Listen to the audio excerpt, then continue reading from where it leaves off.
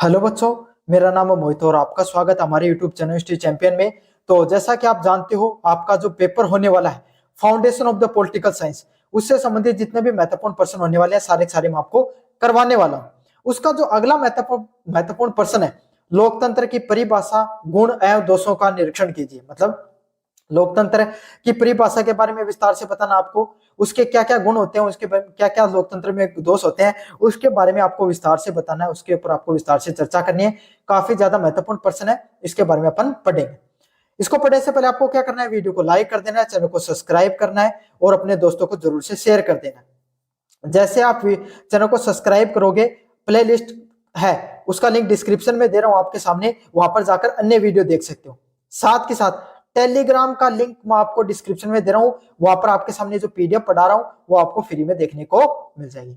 साथ के साथ फ्लिपकार्ट में मंत्रा से कोई प्रोडक्ट खरीदना चाहते हो तो यहाँ पर व्यू प्रोडक्ट वाले ऑप्शन पे क्लिक करके जैसे आप क्लिक करोगे, यहाँ पर सबसे ज्यादा इस कोने में आपके सामने सबसे ज्यादा डिस्काउंट है वो देखने को मिल जाएगा। चलो शुरू करते हैं अपन वीडियो को। पहला प्रश्न आपके सामने, लोकतंत्र की परिभाषा के बारे में विस्तार से बताइए कि लोकतंत्र की परिभाषा क्या होती है।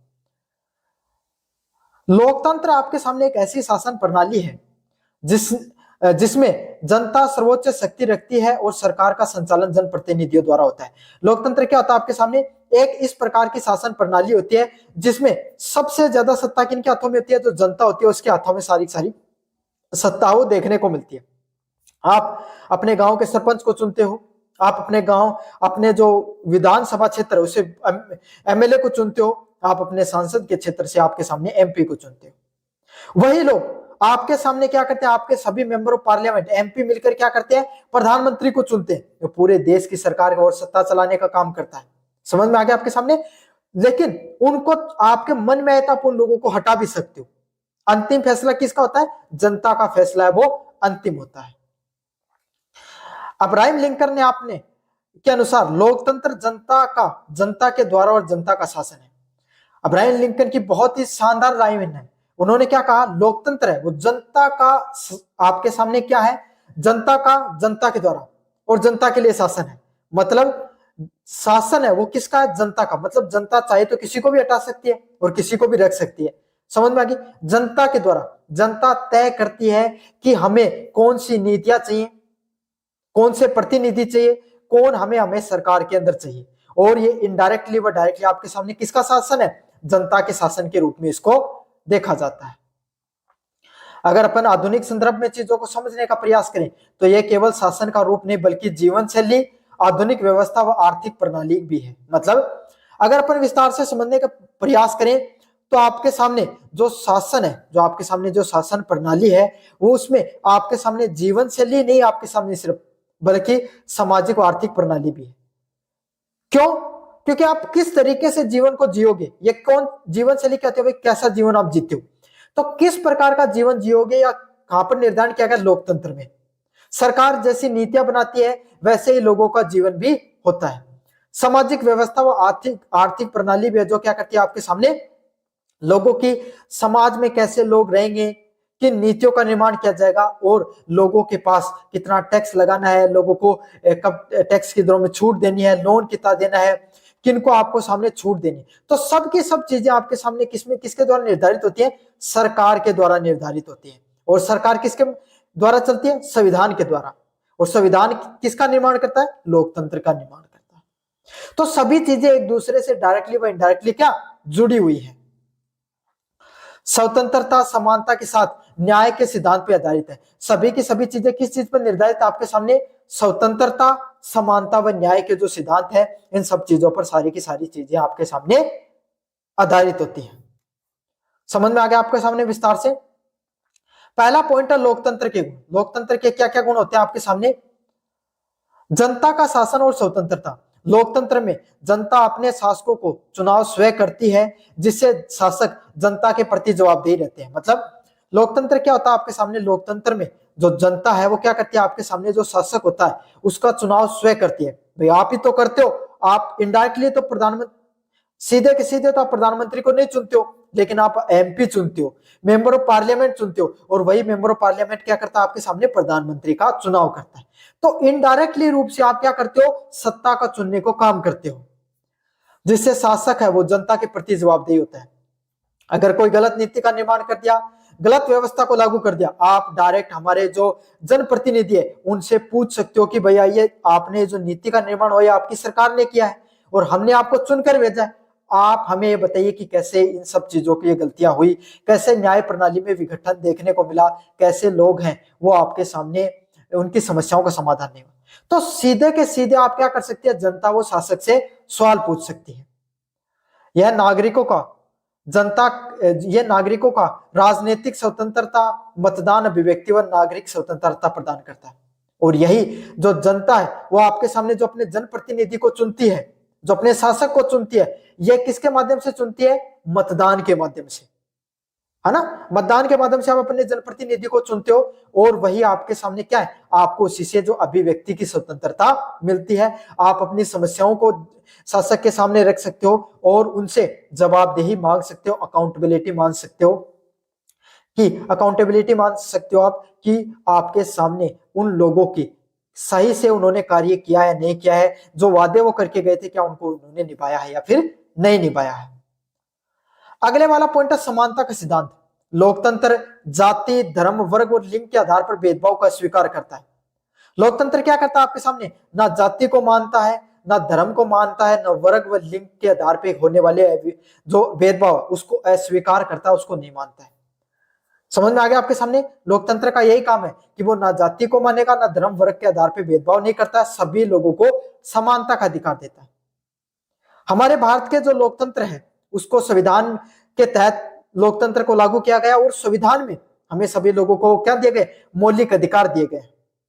हर मौलिक अधिकार में समानता का अधिकार है, जिसमें ना कोई व्यक्ति जाति के आधार पर, धर्म व लिंग के आधार पर उनके साथ क्या नहीं किया जा सकता, भेदभाव नहीं किया जा सकता है।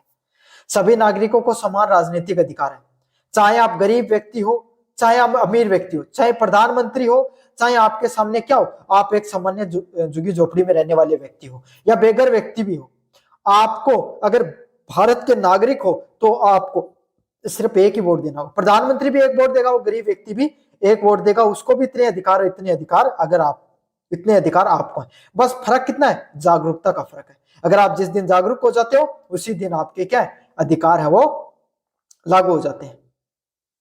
नैतिकता व बौद्धिकता का विकास। नागरिकों को राजनीतिक गतिविधियों में भाग लेने के लिए अवसर मिलता है, उनसे जागरूकता, उत्तरदायित्व की भावना व आत्मसम्मान का विकास होता है। भारतीय राजनीतिक प्रणाली में हर व्यक्ति को राजनीति में भाग लेने का अधिकार है। कोई भी व्यक्ति है वो क्या कर सकता है, आपके सामने राजनीतिक प्रक्रिया में भाग ले सकता है, चुनाव प्रक्रिया में भाग ले सकता है, खुद को चुनाव के अंदर खड़ा करके क्या कर सकता है, आपके सामने अपने आप को जो जनता के सामने रख सकता है, अपने विचारों को रख सकता है। तो इससे क्या होती है, जनता की भागीदारी बढ़ती है राजनीति में, और जितनी ज्यादा जनता भागीदारी रखेगी राजनीति के अंदर उतना ही ज्यादा लोकतंत्र मजबूत होता है। सभी के अंदर उत्तरदायित्व की भावना होती है कि भाई अगर आपके सामने सोचो, अगर एक ही कैंडिडेट बार बार जीत रहा है तो फिर वो अहंकारी हो जाएगा, उसको लगेगा कि मुझे काम करने की जरूरत ही क्यों, मैं तो जीत ही रहा हूं। समझ रहे? अगर उसी के सामने 5 कैंडिडेट और खड़े हैं और सभी मजबूत हैं, एकदम जबरदस्त चुनाव चल रहा है, तो पांचों को अच्छे से काम करना पड़ेगा। वादों को ना सिर्फ वादे जो हल्फनाम में दर्ज करने पड़ेंगे, बल्कि जमीनी हकीकत पे भी उनको उतारना पड़ेगा। सड़क का वादा है, गरीबी हटाने का वादा है, जो लोगों को गरीबी दूर करने, बेरोजगारी दूर करने का वादा, सभी के सभी सिर्फ वादे नहीं रह जाएंगे, फिर उनको घोषणाओं को जमीनी हकीकत पे लाना भी पड़ेगा। तो यही है, जितने ज्यादा लोग राजनीति में भागीदारी रखेंगे उतना ही ज्यादा लोकतंत्र सुदृढ़ होता है और मजबूत होता है। क्रांति की संभावना कम। इसमें सरकार को शांतिपूर्ण तरीके से बदलने का प्रावधान होता है। मतलब क्या होता है, आपके सामने जो सरकार होती है उसको शांतिपूर्ण तरीके से बदला जा सकता है। किसके माध्यम से, चुनाव के माध्यम से आपके सामने क्या किया जा सकता है, जो सरकार है उसको शांतिपूर्ण तरीके से अपन बदलाव कर सकते हैं, जिसमें हिंसात्मक जो क्रांति होती है उसका आशंका कम होती है। भाई राजतांत्रिक परंपरा व तानाशाही परंपरा की क्या नुकसानदायक है, जब सत्ता में बदलाव होता है तो क्या होता है, बहुत बड़ी हिंसा देखने को मिलती है, और उससे ना सिर्फ वो वंश या फिर जो आपके सामने जो राजतांत्रिक परंपरा है वो परेशान होती है, बल्कि जनता है उसका भी बहुत ज्यादा नुकसान हो जाता है। तो लोकतंत्र में बहुत ही ज्यादा सरल, सुगम तरीके से क्या होता है, आपके सामने सत्ता में परिवर्तन देखने को मिलता है। कोई इंसान नहीं होती है, साधारण चुनाव होते हैं और आपके सामने क्या हो जाते हैं, सत्तारूढ़ दल है वो बाहर हो जाते हैं और नए व्यक्ति को मौका मिलता है सत्ता के अंदर आने का। समझ में आ गया आपके सामने। अगले वाला पॉइंट आपके सामने उत्तरदायित्व शासन। शासक नियमित चुनाव और विपक्ष की आलोचना के कारण जनता की आवश्यकताओं के प्रति संवेदनशील भी रहते हैं। लगातार चुनाव होते रहते हैं, काफी लोग इस पे क्रिटिसाइज भी करते हैं कि भारत एक ऐसा देश है जहां तो सिर्फ चुनाव ही होते रहते हैं। लेकिन आपके सामने मैं एक आपके सामने विचार रखता हूं, अगर चुनाव होते हैं तो ये नेता आपके लिए उत्तर जवाबदेही है। समझ में आ गया आपके सामने। विपक्ष आलोचना कर सकता है सत्ता पक्ष की कि आपने ये कार्य सही से किया, एक आपने काम सही से नहीं किया है, और सभी के सभी लोग अपने काम के प्रति संवेदनशील भी होते हैं। क्यों है ये सब चीजें? इसीलिए है क्योंकि जनता के प्रति जवाबदेही है उनकी। अगले वाला पॉइंट आपके सामने राष्ट्रीय एकता को बढ़ावा देना। यह समाज को विभिन्न वर्गों व हितों का प्रतिनिधित्व करता है, साथ के साथ राष्ट्रीय एकता को और सद्भाव को मजबूत करता है। इसका क्या फायदा आपके सामने? भाई अगर लोकतंत्र मजबूत होगा तो सभी लोग एकजुट रहेंगे, मजबूती के साथ आपके सामने सभी के सभी लोग क्या होंगे, आपके सामने एक साथ रहेंगे। अगर देश मजबूत, राष्ट्र मजबूत, एकता है तो हम बहुत ज्यादा आगे बढ़ते हैं। समझ में आ गया। तो लोकतंत्र मजबूत होता है तो देश में एकता भी बढ़ती है। तो ये सभी के सभी लोकतंत्र के गुण थे। अब अपन बात करेंगे लोकतंत्र में कितनी प्रकार की कमियां पाई जाती है। पहला पॉइंट आपके सामने अयोग्य शासन। लोकतंत्र संख्या पे आधारित होता है, गुणवत्ता पे आधारित नहीं। यह माना जाता है कि आम जनता अक्सर भावनात्मक या सतही आधार पे मतदान करती है और अयोग्य व चापलूस व्यक्ति क्या हो जाते हैं, सत्ता में आ जाते हैं। और यह बात सिर्फ आपके सामने कहने के लिए नहीं है बल्कि वास्तविकता भी है। थोड़े दिन पहले बिहार में चुनाव हुए, एक केसी सिन्हा आपके सामने, वहां के बहुत बड़े शिक्षाविद थे, वो हार गए और बड़े बड़े दबंगई व्यक्ति थे जिन्हों पे मर्डर के आरोप लग रहे हैं, वो जीत रहे हैं। तो ये सिर्फ नंबर का गेम हो जाता है। सरकार है वो क्या करती है, जो सत्तारूढ़ दल है या फिर और कोई विपक्ष के दल है, कोई भी दल है, वो उन्हीं जिताऊ लोगों को आपके सामने क्या करेगा, टिकट देते हैं, चाहे वो क्राइम करें, चाहे जनता को लूट खसोट मचाए, चाहे अवैध तरीके से जीते, चाहे वैध तरीके से, जो जिताऊ कैंडिडेट है उसी को टिकट मिलता है। क्यों? सारा गेम नंबर का है। जिसके ज्यादा नंबर आएंगे, जो उस बाउंड्री लाइन को पास करेगा आपके सामने बहुमत की, वही आपके सामने क्या हो जाता है, सत्तारूढ़ दल में आ जाता है। तो इससे क्या होती है आपके सामने, सिर्फ संख्या का खेल है, गुणवत्ता का नहीं। अच्छा व्यक्ति भारतीय लोकतांत्रिक परंपरा या फिर अन्य लोकतांत्रिक परंपराओं में अच्छा व्यक्ति चुन के नहीं आता आपके सामने। जनता वो कम पढ़ी लिखी होती है, कहीं की थोड़ा कम लोगों को ज्ञान होता है, तो क्या होता है, लोगों को पैसे के माध्यम से, झूठे वादों के माध्यम से बहला फुसला कर क्या कर दिया जाता है, वोट डलवा दिया जाता है। और क्या होता है, जो सही व्यक्ति जिसको चुनाव जीतना चाहिए था, वो व्यक्ति चुनाव नहीं जीत पाता है। यह है लोकतंत्र की सबसे बड़ी कमी। धन और समय का अपव्यय। चुनाव, प्रचार व राजनीतिक अभियानों में बहुत ज्यादा धन व समय खर्च होता है और विकास कार्य भी दूर चले जाते हैं। भारत में लोकतंत्र में चुनावों को एक पर्व के रूप में देखा जाता है, और पर्व होता है वहां पे खर्चे भी होते हैं।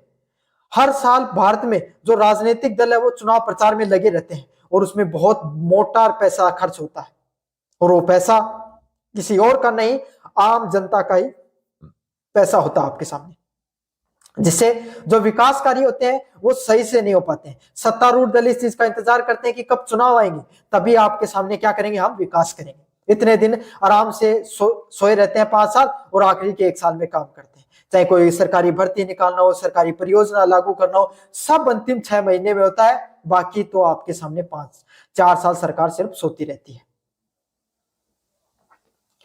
अस्थिरता की आशंका। संगठन की राजनीति या बार बार चुनाव के कारण सरकारें अस्थिर होती हैं। बार बार चुनाव से क्या होता है आपके सामने, जो बार बार चुनाव होने से सरकार बदलती रहती है, इससे क्या होता है, एक सटीक नीति का निर्माण नहीं होता है। अब भारत में देख लो, राजस्थान में देख लो, बार बार चुनाव होते हैं, बार बार आपके सामने सरकारें बदलती रहती हैं। तो एक सरकार क्या करेगी, आपके सामने कोई एक योजना लागू करेगी, दूसरी सरकार आएगी, योजना सेम होगी, बस नाम बदल देगी उसका, फिर से आएगी, वो उसको बंद कर देगी, चालू कर देगी। यही चलता रहता है। तो इससे क्या होता है, जो जनता का दीर्घकालीन विकास होना चाहिए था, दीर्घकालीन जो नीतियों का निर्माण होना चाहिए था, जो क्रियान्वयन लागू होना चाहिए था, वो नहीं हो पाता है। जनता का जो विकास है वो बहुत ज्यादा प्रभावित होता है, जनता को जो अंतिम लाभ मिलना चाहिए था वो लाभ नहीं मिल पाता है। तो यही होता है जनता के, जो आपके सामने अस्थिरता देखने को मिलती है चुनाव के अंदर, उससे क्या होता है आपके सामने बहुत ज्यादा नुकसान है वो देखने को मिलता है। अगले वाला पॉइंट आपके सामने दलगत राजनीति का प्रभाव। राजनीतिक दल अपने संकीर्ण स्वार्थों को राष्ट्रीय हित से ऊपर रखते हैं। अभी आपने थोड़े दिन पहले बिहार में चुनाव में देखा, सत्तारूढ़ दल ने पैसे बांटने का काम किया, और अगर हम वास्तविकता से देखें तो उनका उद्देश्य क्या था? क्या जनता का विकास उद्देश्य था? नहीं। सीधा अगर आप वास्तविकता से गहराई से समझते हो तो क्या होता है आपके सामने, आपको ये पता चलता है उनका मुख्य उद्देश्य क्या था। उनका मुख्य उद्देश्य वोट पाना ही था। किसी योजना के नाम पर आपके सामने क्या कर दिया जाता है, इस प्रकार की संकीर्ण सोच रखी जाती है जिससे जो राष्ट्रीय हित, जो जनता का विकास है, जो जनता की जो आपके सामने क्या होता है विकास होना चाहिए, वो नहीं हो पाता है। धर्म के नाम पे राजनीति की जाती है, जाति के नाम पर लोगों को बांट दिया जाता है, किसके लिए? ताकि वोट मिल सके। तो इससे क्या होता है, समाज में विभाजन व गुटबाजी बढ़ती है, और जो विकास होना चाहिए वो विकास तो होता नहीं है जनता का। उससे क्या होता है, उसके उलट होता है आपके सामने समाज में विघटन व विभाजन। जाति के नाम पे, धर्म के नाम पर लोग आपस में लड़ते रहते हैं, और जो सत्ता में आने वाले सत्ता का मजा उठाते रहते हैं। तो ये भी एक बहुत बड़ी कमी है हमारे लोकतंत्र की। अगले वाला पॉइंट आपके सामने कमजोर नीतियों का निर्माण करना। निर्णय लेने की लंबी प्रक्रियाएं व जटिल होती हैं, क्योंकि विभिन्न दबाव समूह द्वारा राजनीतिक हितों को संतुष्ट करना जरूरी होता है। राजनीतिक दल क्या करते हैं आपके सामने, अगर कोई नीति सही है उसको लागू करने भी इस चीज को ध्यान रखते हैं, भाई मेरी जाति के वोट पर नुकसान ना हो जाए। ये जो आपके सामने ये दल आपके सामने ये इन लोगों को फायदा उठाएगा, ये इन लोगों को फायदा उठाएगा, से हमारे वोट कटेंगे, वोट मिलेंगे। तो इन सब चीजों के लिए बहुत ज्यादा लंबी प्रक्रिया चलती रहती है, और अंतिम समय में जो निर्णय लेने होते हैं वो निर्णय नहीं लिए जाते हैं, जिससे मजबूत व त्वरित निर्णय आपके सामने नहीं ले पाते हैं। जो लोकतंत्र के अंदर, भारतीय लोकतंत्र वो ढीला ढाला लोकतंत्र इसीलिए बोला जाता है। क्यों? क्योंकि जो सटीक, सहज और आपके सामने सही निर्णय लेने चाहिए थे वो निर्णय नहीं हो पाते हैं भारतीय लोकतंत्र के अंदर। अगले वाला पॉइंट है भ्रष्टाचार की संभावना। चुनाव में खर्च होने वाले धन और सत्ता में बने रहने के लालच के कारण भ्रष्टाचार को भी बढ़ावा मिलता है। मतलब क्या होता है, चुनाव में खर्च, बहुत ज्यादा पैसा खर्च होता है, इसलिए क्या होता है, लोग सत्ता में बने रहने के लालच से क्या करते हैं, बहुत ज्यादा भ्रष्टाचार को भी बढ़ावा देते हैं। क्यों? क्योंकि चुनाव प्रचार करना होता है, जनता को चुनाव जीतने के लिए जनता पर पैसा खर्च करना होता है, तो बहुत ज्यादा पैसा खर्च होता है, पैसा लगता है। इससे क्या होता है, वो जनता में भ्रष्टाचार करने का काम भी करते हैं, क्योंकि भ्रष्टाचार नहीं करेंगे तो पैसा कहां से आएगा, पैसा नहीं आएगा तो चुनाव कैसे जीतेंगे। यद्यपि लोकतंत्र में कुछ दोष है। जो विल्टन चर्चिल के शब्दों में यह शासन का सबसे खराब रूप है, सिवाय उन सभी रूपों को छोड़कर जिन्होंने समय समय पर प्रयोग किया। मतलब, और वो अपने दोषों के बावजूद जनता की भागीदारी, स्वतंत्रता और समानता को सुनिश्चित करने वाला लोकतंत्र आज भी सर्वश्रेष्ठ प्रणाली है। कुछ लोगों का यह मानना है कि लोकतंत्र सबसे खराब शासन की प्रणाली हो सकता है, लेकिन चाहे कितना भी खराब हो, वास्तविक वर्तमान समय की जो प्रशासन है, वर्तमान समय में जो सत्ता को धारण करने का सबसे अच्छा तरीका कौन सा है, लोकतंत्र है, जहां पर जनता की भागीदारी होती है, जनता फैसले ले सकती है, जनता आपके सामने क्या कर सकती है, जनता अपनी बात मनवा सकती है। तो आज के समय अगर अपन बात करें तो सबसे सर्वश्रेष्ठ जो सत्ता की प्रणाली कौन सी है, लोकतंत्र ही सबसे सर्वश्रेष्ठ लोकतंत्र की प्रणाली है। तो यह है आपके सामने जो आपका पेपर होने वाला है, लोकतंत्र की परिभाषा, गुण व दोषों का परीक्षण कीजिए। विस्तार से मैंने आपको बता दिया। कैसा लगा वीडियो जोर से बताना, चैनल को जोर से सब्सक्राइब कर देना। धन्यवाद। दोस्तों, मेरा नाम है मोहित और आपका स्वागत है हमारे यूट्यूब चैनल हिस्ट्री चैंपियन में। तो जैसा कि आप जानते हो, आपका जो पेपर होने वाला है फाउंडेशन ऑफ पॉलिटिकल साइंस, उससे संबंधित जितने महत्वपूर्ण प्रश्न होने वाले हैं सारे के सारे मैं आपको करवाने वाला हूं। उसका जो अगला महत्वपूर्ण प्रश्न आपके सामने, संसदीय एवं लोकतंत्र शासन प्रणाली। संसदीय प्रणाली क्या होती है, लोक, और उसमें जो राष्ट्रपति शासन प्रणाली होती है उसमें क्या अंतर होता है, उसके बारे में विस्तार से पढ़ने वाले हैं। काफी ज्यादा महत्वपूर्ण प्रश्न है जो ये पीडीएफ में पढ़ा रहा हूं। अगर ये आपको फ्री में प्रोवाइड, अगर आप पाना चाहते हो तो आपको क्या करना है, चैनल को सब्सक्राइब करना है और वीडियो को लाइक करना है। जैसे चैनल को सब्सक्राइब करोगे, डिस्क्रिप्शन में टेलीग्राम का लिंक दे रखा है, उस पर क्लिक करना आपको। जैसे क्लिक करोगे, टेलीग्राम चैनल को ज्वाइन कर लेना है। वहां पर फाइल वाले सेक्शन में जाकर आपको BA first semester political science की जो आपके सामने के नाम से पीडीएफ पड़ी होगी, उसको डाउनलोड करके पढ़ लेना। आपके सामने सारे सॉल्यूशन देखने को मिल जाएंगे। समझ में आ गया। साथ के साथ अगर आप क्या करना चाहते हो, अन्य वीडियो देखना चाहते हो, तो डिस्क्रिप्शन में प्ले लिस्ट का लिंक दे रखा है, वहां से जाकर अन्य वीडियो भी देख सकते हो। इस पेपर से संबंधित सब कुछ पढ़ा रखा है मैंने। फ्लिपकार्ट व मंत्रा से अगर कोई प्रोडक्ट खरीदना चाहते हो तो इस जो आपके सामने ये व्यू प्रोडक्ट वाला ऑप्शन दिखाई दे रहा है, इस पे क्लिक करके आप क्या कर सकते हो, कोई भी प्रोडक्ट है वो खरीद सकते हो। मैंने लगा रखा, टैग कर रखा है, जो किताब कर रखी है, इसके अलावा भी और कुछ प्रोडक्ट भी खरीद सकते हो। सबसे ज्यादा डिस्काउंट आपको देखने को मिल जाएगा। चलो शुरू करते हैं अपन। संसद, जो संसदीय प्रणाली होती है, पार्लियामेंट्री प्रणाली व राष्ट्रपति की जो शासन प्रणाली होती है, वह कार्यपालिका व विधायिका के बीच में संबंधों के आधार पर जो लोकतांत्रिक शासन के दो रूप होते हैं। मतलब संसदीय प्रणाली व जो राष्ट्रपति शासन प्रणाली है, वो आपके सामने जो कार्यपालिका और विधायपालिका के जो संबंध होते हैं, उसके आधार पर जो अलग अलग प्रकार होते हैं इसके। समझ में आ गया आपके सामने, जहां पर क्या क्या चीजें देखने को मिलती है, इसके ऊपर अपन बात करेंगे। देखो क्या होता है आपके सामने, संसदीय प्रणाली क्या होती है, जिसपे आपके सामने जो संसद है उसकी सारी की सारी चलती है। भारत है, भारत में एक राष्ट्रपति है आपके सामने, लेकिन चलती किसकी ज्यादा, संसद की। सारे कानून संसद निर्माण करती है ना। सारे आपका जो उसका मुखिया था प्रधानमंत्री, सबसे ज्यादा शक्तिशाली होता है। सभी चीजें आपके सामने डायरेक्टली इनडायरेक्टली किसके हाथों में होती है, जो संसदीय प्रणाली में संसद के हाथों में होती है। समझ में आ गया। राष्ट्रपति प्रणाली होती है, भारत में संसदीय प्रणाली है। अब अमेरिका में आपको कभी प्रधानमंत्री का नाम पता है कि आपको कौन है अमेरिका प्रधानमंत्री, नहीं जानते हो। वहां पे पर राष्ट्रपति को जानते हैं, क्यों, क्योंकि वहां पर राष्ट्रपति की प्रणाली है। वहां पर सत्ता किसके, शक्ति किसके हाथों में होती है, शक्ति व सत्ता राष्ट्रपति के हाथों में होती है। और वो जो शासन प्रणाली है वो आपके सामने मजबूत हुआ है, सुदृढ़ प्रणाली है। पहला पॉइंट आपके सामने अंतर की बात करें, पहला है कार्य प्रणाली का स्वरूप। कैसी कार्य प्रणाली देखने को मिलती है आपके सामने, संसदीय शासन प्रणाली में दोहरी कार्यपालिका होती है, राष्ट्रपति, राजा या प्रधानमंत्री या राष्ट्र, जो आपके सामने, मतलब जैसे अलग अलग उदाहरण बताऊं। संसदीय प्रणाली भारत में भी है। संसद ने क्या किया, लोकसभा राज्यसभा से क्या हुआ, कोई बिल पास हुआ, कोई कानून पास हुआ, फिर राष्ट्रपति के पास जाएगा। राष्ट्रपति के पास अंतिम अधिकार होता है, वो उसको रोक सकता है, वापस भेज सकता है या फिर पास कर सकता है। समझ में आ गया आपके सामने। तो पहले आपके सामने किसके हाथों में सत्ता है, संसद के हाथों में भी सत्ता है और राष्ट्रपति के हाथों में भी सत्ता है। अब आपके सामने अपन ब्रिटेन में चले जाते हैं, वहां पर क्या राष्ट्रपति का पद नहीं देख के किसका पद देखने को मिलता है आपके सामने, राजा का पद देखने को मिलता है। राजा भारत में जो राष्ट्रपति है ना, वो ब्रिटेन के राजा के पद से ही उसको लिया गया है। भारत के राष्ट्रपति की जितनी पास शक्तियां, उतने ही वहां के राजा के पास भी शक्तियां होती है। वही सेम प्रारूप है, वहां से संविधान संशोधन होकर उनके पास जाता है, वो चाहे तो उसमें बदलाव वगैरह करना चाहे तो कर सकते हैं। समझ में आ गया आपके सामने।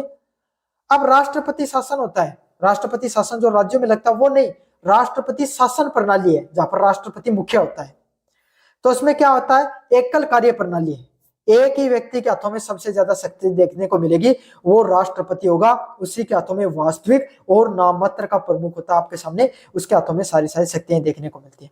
समझ में आ गया। और अगर राष्ट्रपति सबसे ज्यादा प्रमुख शक्तिशाली व्यक्ति होता है, बाकी अगर कोई व्यक्ति है प्रमुख है तो वो नाममात्र का होगा, उसका कोई इतना ज्यादा महत्व नहीं देखने को मिलेगा। समझ में आ गया आपको अच्छे से। जवाबदेही की बात करें कि जो संसदीय प्रणाली होती है उसमें कौन किसके प्रति जवाबदेही होता है। कार्य प्रणाली, मंत्री परिषद होती है वो विधायिका के प्रति क्या होती है, जवाबदेही होती है। भाई जो मंत्री परिषद है ना, वो संसद के प्रति जवाबदेही है। भारत के जितने मंत्री परिषद है वो लोकसभा के प्रति जवाबदेही। किसमें लिखा गया, संविधान में लिखा गया। मतलब उस संसद पटल में, लोकसभा में बैठे हुए जितने जो मंत्री है, जितने जो लोग है, वो उन मंत्रियों से सवाल पूछ सकते हैं कि साहब आपने जो हमारा हाईवे का निर्माण किया था, उस हाईवे में ये कमियां है, आप जवाब दो। और देना पड़ेगा वहां पर बैठे हुए मंत्रियों को, वहां पर बैठे हुए सभी जो मंत्री परिषद है उसको। स्वास्थ्य से संबंधित गड़बड़ी है तो पूछ सकते हो। तो सभी लोगों को लोकतांत्रिक परंपरा में क्या होता है, जो मंत्री परिषद है वो, जो संसदीय प्रणाली होती है उसमें वो संसद के प्रति क्या होते हैं, सामूहिक रूप से जवाबदेही होती है। उसमें प्रधानमंत्री को भी जवाब देना पड़ सकता है, बाकी की जितनी मंत्री परिषद है उसको भी जवाबदेही तय करनी होती है। अच्छा, राष्ट्रपति प्रणाली में क्या होता है, कार्यपालिका, राष्ट्रपति विधायिका के प्रति जवाबदेही नहीं होता है। मतलब जो राष्ट्रपति होता है ना, वो चाहे तो अपने फैसले क्या करता है, अपने हिसाब से लेता है। वो आपके सामने संसदीय प्रणाली के प्रति क्या जवाबदेही नहीं होता आपके सामने। समझ में आ गया आपको अच्छे से। संबंधों की बात करें, कार्यपालिका विधायिका निम्न सदन से चुनी जाती है, गहराई से जुड़ी होती है। मतलब जो कार्यपालिका होती है, जो विधायिका होती है, वो क्या होती है, आपके सामने जो सबसे निचला सदन होता है उससे जुड़ी होती है, आपके सामने जो लोकसभा होती है उससे, या फिर जो आपके सामने राज्य सरकार होती है उसमें विधानसभा होती है उससे जुड़ी होती है। तो जनता के द्वारा जो चुने हुए प्रतिनिधि है वो डायरेक्ट रूप से क्या होते हैं, प्रत्यक्ष रूप से सरकार की बनाई गई नीतियों पे क्या होते हैं, आपके सामने भाग लेते हैं। कार्यपालिका व विधायपालिका पृथक होते हैं। मतलब कार्यपालिका और विधायपालिका में दोनों में अंतर देखने को मिलता है राष्ट्रपति की प्रणाली में। मतलब विधायपालिका चाहे तो अपने अलग नियम बना सकती है और कार्यपालिका अपने अलग काम कर सकती है। स्थायित्व की बात करें, कौन सी सरकार ज्यादा मजबूत होती है, तो जो संसदीय प्रणाली की जो सरकार होती है वो कम स्थिर होती है भाई। क्यों? गठबंधन की सरकार थी, दूसरे वाले ने गठबंधन तोड़ दिया तो सरकार क्या हो गई, गिर सकती है। अविश्वास प्रस्ताव के साथ क्या हो सकता है, आपके सामने सरकार है वो गिर सकती है। और जहां पर राष्ट्रपति सर्वोच्च सत्ता में होता है उसकी सरकार अधिक दिनों तक चलती है आपके सामने। उसके खिलाफ अविश्वास प्रस्ताव आ जाए तो इतना ज्यादा फर्क नहीं पड़ता है। क्यों? क्योंकि वो मंत्री परिषद है, वो संसद के प्रति जवाबदेही नहीं है। समझ में आ गया आपको? प्रधानमंत्री सरकार का प्रमुख व्यक्ति होता है। मतलब सरकार का मुखिया कौन होता है आपके सामने, सरकार का मुखिया प्रधानमंत्री होता है। उसी के पास सारी शक्तियां होती हैं, वही सारी जवाबदेही तय करता है, किसमें, संसदीय सरकार में। राष्ट्रपति की जो शासन प्रणाली होती है उसमें प्रधानमंत्री का कोई पद नहीं होता है, राष्ट्रपति ही सबसे प्रमुख होता है। वही जो फैसले लेता है, वही फैसले लागू होते हैं, वही जनता के ऊपर क्या होता है, सारी की सारी चीजें हैं, फैसले लेने का, नीति का निर्माण करने का, अपनी सरकार चलाने का, मंत्री परिषद का, सभी का ध्यान कौन रखता है, राष्ट्रपति है वो ध्यान रखता है। मंत्रियों की सदस्यता, मंत्री विधायिका के सदस्य होना अनिवार्य होता है। मतलब जो जितने भी मंत्री होंगे वो आपके सामने क्या होंगे, संसद के जो लोकसभा या राज्यसभा से चुने हुए होने चाहिए। अगर नहीं चुने होंगे तो 6 महीने बाद में उनको, 6 महीने के अंदर अंदर उनको चुनना होता है। समझ में आ गया? और इसमें कोई जरूरी नहीं होती संसदीय प्रणाली में। अब आपको पता भाई, इलोन मस्क भी मंत्री था इसके, जो डोनाल्ड ट्रंप की सरकार है उसके अंदर, लेकिन क्या वो किसी पद से चुन के आया था? नहीं चुन के आया था। तो वहां पर कोई मंत्री होते हैं, वो जरूरी नहीं कि विधायपालिका के सदस्य हो तो जब ठीक है, नहीं हो तो भी कोई दिक्कत नहीं है। उदाहरण की बात करें भाई, संसदीय प्रणाली भारत, ब्रिटेन, जापान व कनाडा जैसे देशों में देखने को मिलती है। और राष्ट्रपति की सरकार संयुक्त राज्य अमेरिका, ब्राजील व मेक्सिको जैसे देशों में देखने को मिलती है। किसे अधिक लोकतंत्र मानते हैं? मतलब दोनों जो सरकार होती है उसमें सबसे ज्यादा लोकतांत्रिक सरकार किसकी होती है, कौन सी होती है आपके सामने? तो आप सभी को पता है, जितने भी आपने पॉइंट पढ़े हैं इसमें आपको पता चल गया, संसदीय शासन प्रणाली है ये ज्यादा लोकतांत्रिक होगी। क्यों? क्योंकि मंत्रिपरिषद लोकसभा के प्रति जवाबदेही होती है और लोकसभा में इनडायरेक्टली जनता के द्वारा चुने गए प्रतिनिधि होते हैं आपके सामने। भाई आपके क्षेत्र का एमएलए खड़ा होकर सवाल पूछ ले कि हमारे जो क्षेत्र में सड़क बनाई थी, हाईवे बनाया था, वो सही से नहीं चल रहा है। स्वास्थ्य मंत्री से पूछ ले कि आप हमारे यहाँ पर स्वास्थ्य सुविधाओं को बढ़ोतरी कीजिए, तो उनको जवाबदेही तय करनी पड़ती है। तो यही है आपके सामने सबसे ज्यादा लोकतांत्रिक शासन प्रणाली की बात करें तो कौन सी होती है, संसदीय शासन प्रणाली होती है। उत्तरदायित्व की बात करें, संसदीय प्रणाली में कार्यपालिका मंत्री परिषद को प्रतिदिन विधायिका व संसद के प्रति जवाबदेही रहना पड़ता है। मतलब जब भाई पर्सन जो आपके सामने, जब लोकसभा चलती है, राज्यसभा चलती है, तो उस समय संसद के प्रति जवाबदेही रहना पड़ता है सारी की सारी मंत्री परिषद को, जिसमें विपक्ष प्रश्नकाल करता है, जो प्रश्न पूछे जाते हैं उनका जवाब देना पड़ता है, शून्यकाल और अविश्वास प्रस्ताव के माध्यम से सरकार पर नियंत्रण रहता है। मतलब विपक्ष भाई आपके सामने सवाल पूछ सकता है मंत्रियों से, शून्यकाल में प्रश्न पूछे जा सकते हैं और अविश्वास प्रस्ताव लाया जा सकता है। अगर अल्पमत में है सरकार, उनके पास बहुमत नहीं है, तो क्या किया जा सकता है, उनको सरकार को गिराया जा सकता है, विश्वास प्रस्ताव भी लाया जा सकता है। या फिर अच्छे से काम नहीं कर रहा है सरकार, तो भी अविश्वास प्रस्ताव लाया जा सकता है। यह निरंतर जवाबदेही से अधिक लोकतांत्रिक बनाती है। मतलब लगातार अगर आप जवाबदेही तय करते रहते हो इस प्रकार की चीजें लाकर, तो इससे सरकार और ज्यादा लोकतांत्रिक बनती है। अगले वाला पॉइंट है, जनता की इच्छाओं का अधिक प्रतिनिधित्व है। कार्यपालिका सीधे तौर पर बहुमत दल या गठबंधन में आती है जिसे जनता ने चुना होता है। मतलब भाई संसदीय सरकार में कौन सरकार बनाता है, सत्ता में कौन होता है, भारत में कौन, भाई जिसके पास जितने ज्यादा एमएलए होंगे वही सरकार बनती है। तो यही है, कार्यपालिका सीधे तौर पर बहुमत दल या गठबंधन में आती है जिसे जनता चुनती है। मतलब वही सरकार आपके सामने देखने को मिलेगी, वही सरकार या वही पार्टी सत्ता में देखने को मिलती है जिसको जनता सबसे ज्यादा वोट देती है। तो इससे क्या है, जनता की इच्छाओं का सीधा व त्वरित प्रतिनिधित्व होता है। इससे क्या होता है, जनता की जो इच्छाएं होती हैं वो सीधे के सीधे आपके सामने प्रत्यक्ष और अप्रत्यक्ष रूप से देखने को मिलती हैं आपके सामने। अगले वाला पॉइंट आपके सामने संघर्ष का अभाव। कार्यपालिका व विधायिका के बीच में जो संबंध है वो मधुर होते हैं जिसके कारण नीतियों का निर्माण में संभावना कम होती है। तो भाई कार्यपालिका जो आपके सामने सरकार की बनाई गई नीतियों को लागू करने का काम करती है, वो किसके नीचे काम करती है, विधायपालिका के जो सत्तारूढ़ दल उसके नीचे काम करती है। तो भाई उनको क्या उन्हीं के हिसाब से काम करना पड़ता है। तो इससे क्या होता है, उनके बीच में संबंध भी अच्छे होते हैं। तो इससे नीतियों का जो निर्माण है उसमें वो बहुत जल्दी लागू हो सकती है, उसमें कोई संघर्ष नहीं होता है और शासन बहुत अच्छे से चलता है। अगले वाला पॉइंट आपके सामने वैकल्पिक सरकार की संभावना।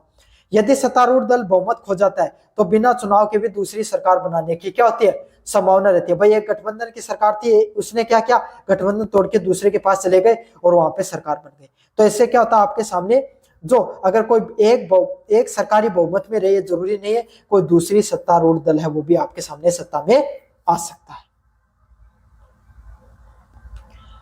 इसमें पॉइंट दिया गया, हालांकि राष्ट्रपति प्रणाली शक्ति के पृथक्करण के कारण अधिक लोकतांत्रिक मानी जाती है, लेकिन जवाबदेही के सिद्धांतों में संसदीय प्रणाली से पिछड़ जाती है। मतलब शक्तियां सबसे ज्यादा किसके अंदर होती है, आपके सामने जो राष्ट्रपति प्रणाली उसमें ज्यादा शक्तियां होती हैं, लेकिन जनता की जवाबदेही तय करने की बात आती है तो लोकतांत्रिक जो सरकार होती है उसके पास ज्यादा अधिकार होते हैं, ज्यादा लोकतांत्रिक परंपरा के हिसाब से चलती हैं। इसलिए क्या होता है आपके सामने, वो सरकार ज्यादा क्या होती है आपके सामने, ज्यादा जवाबदेही होती है, जनता के प्रति सारे काम करती है। संसदीय प्रणाली में सरकार का अस्तित्व भले ही एक दोष हो, लेकिन ये अस्थायित्व जनता के प्रति जवाबदेही उत्तरदायित्व की गारंटी भी देता है। मतलब चाहे सरकार आपके सामने अस्तित्व भले ही दोष हो, मतलब जरूरी नहीं कि सरकार स्थिर रहे संसदीय प्रणाली में, लेकिन ये जनता के लिए फायदेमंद भी है। क्यों, कोई भी सरकार सही से काम नहीं कर रही है तो जनता उसको हटा सकती है, दूसरे दल को क्या ला सकती है। साथ के साथ ये गारंटी भी देता है कि लोकतंत्र सिद्धांतों से अधिक निकट रहता है। साथ के साथ लोकतंत्र इससे क्या होता है, और मजबूत बना रहता है। तो ये था आपके सामने जो संसदीय व राष्ट्रपति प्रणाली के जो बीच में अंतर था उसको विस्तार से बताया मैंने आपको। कैसा लगा वीडियो जरूर से बताना, चैनल को जरूर से सब्सक्राइब कर देना। धन्यवाद बच्चों, मेरा नाम है मोहित और आपका स्वागत हमारे YouTube चैनल हिस्ट्री चैंपियन में। जैसा कि आप जानते हो, आप हो राजनीतिक विज्ञान के विद्यार्थी। फाउंडेशन ऑफ पॉलिटिकल साइंस का जो आपका पेपर होने वाला है उससे संबंधित जो आपका अगला महत्वपूर्ण प्रश्न है, व्यवहारवाद और उत्तर व्यवहारवाद की प्रमुख विशेषताओं का वर्णन कीजिए और उनके बीच में अंतर बताइए। तो दोनों चीजों को विस्तार से पढ़ेंगे, व्यवहारवाद क्या होता है, उत्तर व्यवहारवाद क्या होता है। दोनों प्रश्न बहुत ज्यादा महत्वपूर्ण है। काफी बार व्यवहारवाद से संबंधित प्रश्न आता है, काफी बार उत्तर व्यवहारवाद से संबंधित प्रश्न देखने को मिलता है।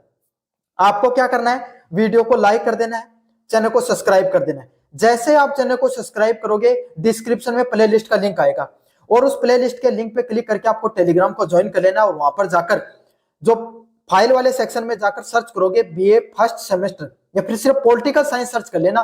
वहां पे नीचे की तरफ स्क्रॉल करोगे तो ये पीडीएफ आपको मिलेगी BA first semester political science के नाम से। उस पीडीएफ को जाकर पढ़ लेना, फ्री में डाल रखे मैंने, कोई पैसे नहीं लगे, किसी से फ्री में जाकर पढ़ लेना। अन्य वीडियो देखना चाहते हैं इस टॉपिक से संबंधित, डिस्क्रिप्शन में प्ले लिस्ट का लिंक दे रहा हूँ। किसका प्ले लिस्ट का लिंक दे रहा हूँ आपके सामने, वहां से जाकर सारा का सारा कंटेंट है वो फ्री में जाकर पढ़ सकते हो।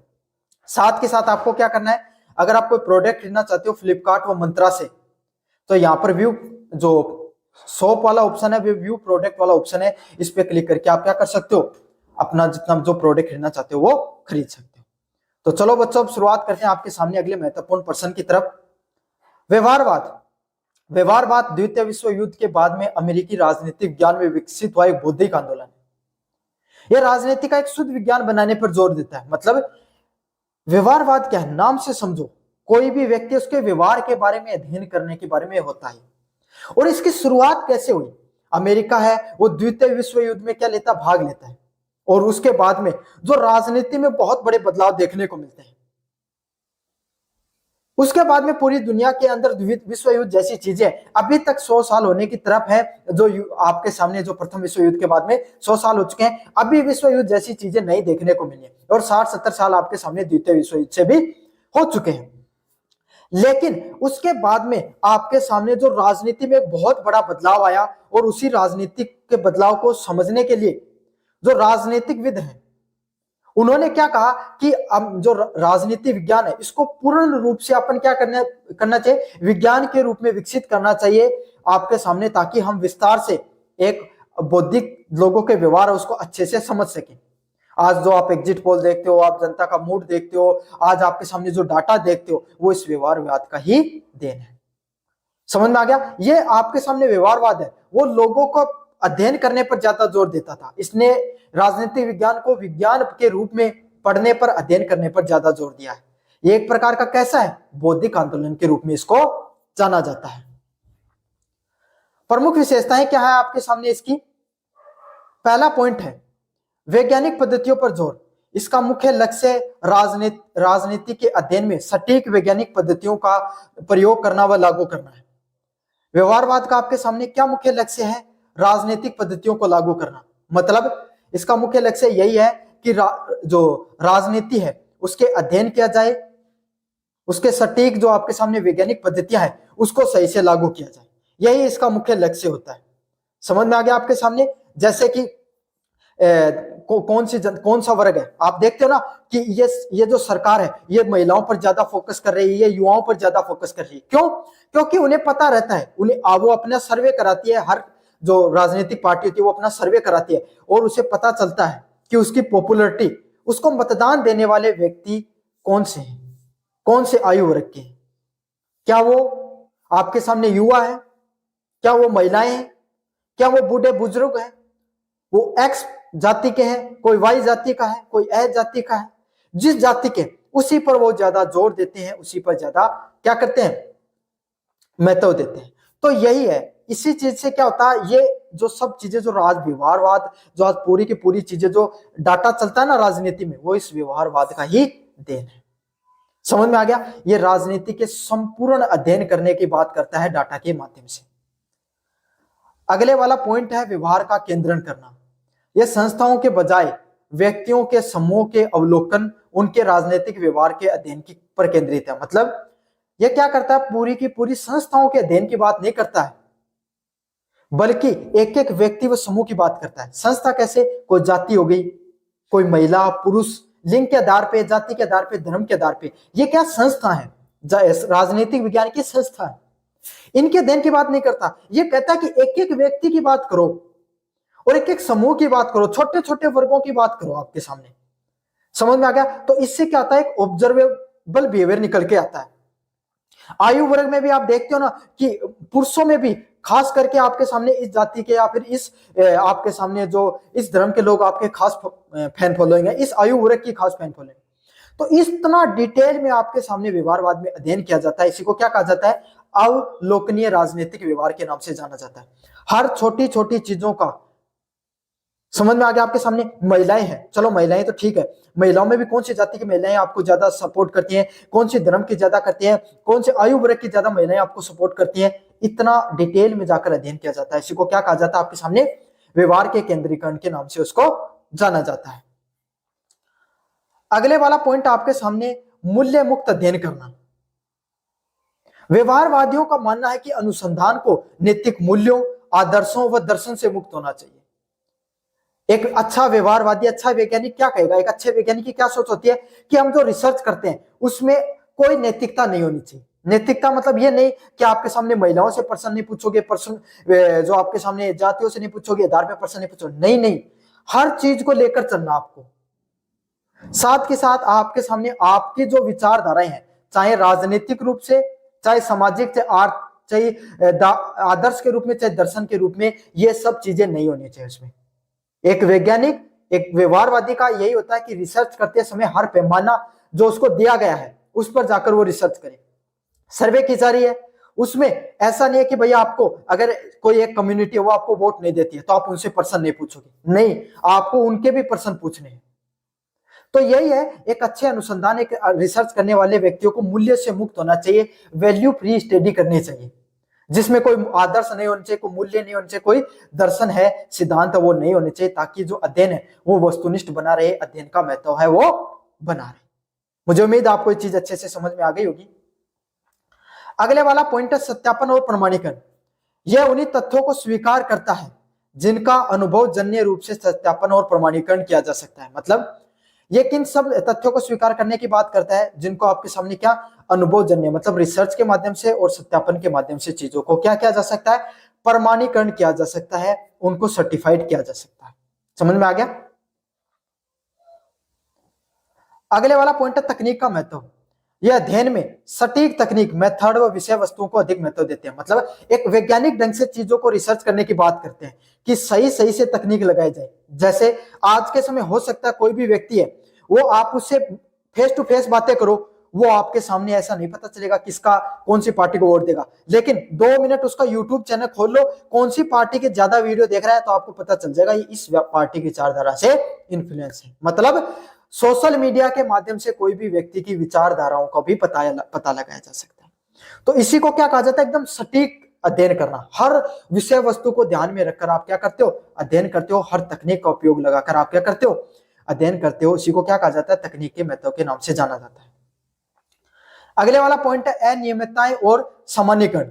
ये राजनीतिक व्यवहार में पाई जाने वाली अनियमितताओं को खोजकर सिद्धांत निर्माण करने का प्रयास करती है। मतलब जो राजनीतिक विज्ञान होता है उसके व्यवहार में जो अलग अलग प्रकार की जो कमियां पाई जाती है, उन सभी कमियों को खोजकर उनके सिद्धांतों को निर्माण करने के बारे में बताया जाता है। समझ में आ गया कैसे राजनीतिक विज्ञान में कौन सी कमियां थी, कौन से आपके सामने सिद्धांत निर्माण में जो प्रयास किए गए थे, इन सभी चीजों को अच्छे से क्या किया जाता है, अध्ययन किया जाता है। तो इसको किस नाम से जाना जाता है, व्यवहारवाद के नाम से जाना जाता है। व्यवहारवाद क्या है, एक वैज्ञानिक ढंग है राजनीतिक विज्ञान को समझने का। मुझे उम्मीद आपको अच्छे से समझ में आ गया होगा व्यवहारवाद। अब अपन आगे बढ़ेंगे उत्तर व्यवहारवाद के बारे में। अगले वाला पॉइंट आपके सामने उत्तर व्यवहारवाद क्या होता है। 1960 के दशक में व्यवहारवाद की अपर्याप्तता और शीत युद्ध जैसे संकटों के कारण उत्तर व्यवहारवाद का उदय हुआ। यह व्यवहारवाद के वैज्ञानिकता को स्वीकार करता है लेकिन संकीर्ण व मूल्य मुक्त दृष्टिकोण का विरोध करता है। मतलब जब व्यवहारवाद है वो द्वितीय विश्व युद्ध के बाद में शुरू हुआ, पूरी तरीके से एकदम वैज्ञानिक ढंग से चीजों को समझने की बात करता था, लेकिन सिद्धांतों की बात नहीं करता था। ना कोई मूल्यों को मानता था, ना कोई सिद्धांतों को मानता था। तो तभी निकल कर आता उत्तर व्यवहारवाद, जो किसकी बात करता है, जो कमियां रह गई व्यवहारवाद के अंदर, समझ में आ गया, उन कमियों को दूर करने का प्रयास करता है। और इसका उदय है वो क्या होता है आपके सामने, प्रथम द्वितीय विश्व युद्ध के बाद में विश्व युद्ध तो कुछ नहीं हुआ, लेकिन एक शीत युद्ध देखने को मिला सोवियत संघ के बीच में और संयुक्त राज्य अमेरिका के बीच में। तो उस संयुक्त जो शीत युद्ध है उसके अंदर किस तरीके से राजनीतिक व्यवस्थाएं काम कर रही थी उनको समझने के लिए, क्योंकि पूर्णतः वैज्ञानिक ढंग से आप नहीं समझ सकते, कूटनीति के तहत भी चीजों को समझना पड़ रहा था। अमेरिका के कुछ जो जासूस है वो आपके सामने रशिया में जो सोवियत संघ है वहां पर जाकर चीजों को समझ रहे थे, सोवियत संघ वाले अमेरिका में जाकर चीजों को समझ रहे थे। तो वहां पर पूर्ण रूप से आप वैज्ञानिक ढंग को नहीं अपना सकते, तभी उत्तर व्यवहारवाद क्या हुआ आपके सामने शुरू हुआ। इसकी खासियत यही है कि यह वैज्ञानिक ढंग है जो व्यवहारवाद का उसको स्वीकार करता है, लेकिन उसके जो संकीर्ण, छोटा और मूल्यों को, जो सिद्धांतों को नहीं मानने की बात है, उसको पूरी तरीके से दरकिनार करता है, पूर्ण रूप से उसका विरोध करता है। समझ में आ गया आपको अच्छे से। मतलब उत्तर व्यवहार मिला जुला रूप है जिसमें वैज्ञानिक ढंग भी आएगा, जिसमें आपके सामने जो मूल्य सिद्धांत भी आएंगे।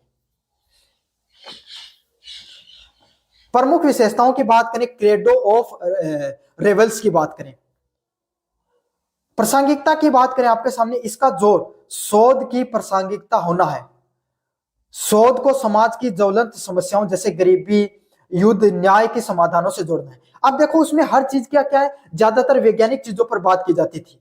यहां पर क्या है, शोध को प्रासंगिक, मतलब जनता के लिए भी उपयोगी होना चाहिए। जो राजनीतिक विज्ञान का जो अध्ययन किया वो व्यवहारवाद किसकी बात करता था, जनता का मूड कैसा है, जनता क्या करना चाहती है उसकी बात करता था। ये किसकी बात करता है कि जनता के लिए जो अध्ययन कर रही है उनके लिए कितना उपयोगी है। उनके लिए भी उपयोगी होने चाहिए। सिर्फ सरकारों का ही थोड़ी कोई काम है, जनता का भी तो कुछ अधिकार है। तो जनता के जो अधिकारों का बताने का प्रयास किया गया, जिसमें जो रिसर्च है उसको प्रासंगिक रिलेवेंट बनाने का कार्य किया गया। जिसमें क्या हुआ, जैसे कि कितनी कोई राज्य है, कोई प्रशासन है, उसमें कितनी गरीबी है, युद्ध से लोग कितने पीड़ित हैं, लोगों के खिलाफ कितना अन्याय देखने को मिल रहा है, उस अन्याय को कैसे दूर किया जाए, इन सभी प्रकार की जो चीजें हैं उनको बताने का प्रयास किया गया, प्रासंगिक चीजों को बनाने का प्रयास किया गया। समझ में आ गया आपको अच्छे से? अगले वाला पॉइंट है क्रम और क्रियाओं पर जोर। यह निष्क्रिय ज्ञान देने के बजाय ज्ञान को क्रम में बदलने पर जोर देता था। समझना, आप अच्छे से समझना बहुत जरूरी है आपके सामने। यह किस चीज पर जोर देता था? निष्क्रिय ज्ञान पे बिल्कुल जोर नहीं देता था, बल्कि ज्ञान है उसको क्रम में बदलने पर जोर देता था। मतलब जो ज्ञान है कोई व्यक्ति के पास, उसको क्रम में बदलो।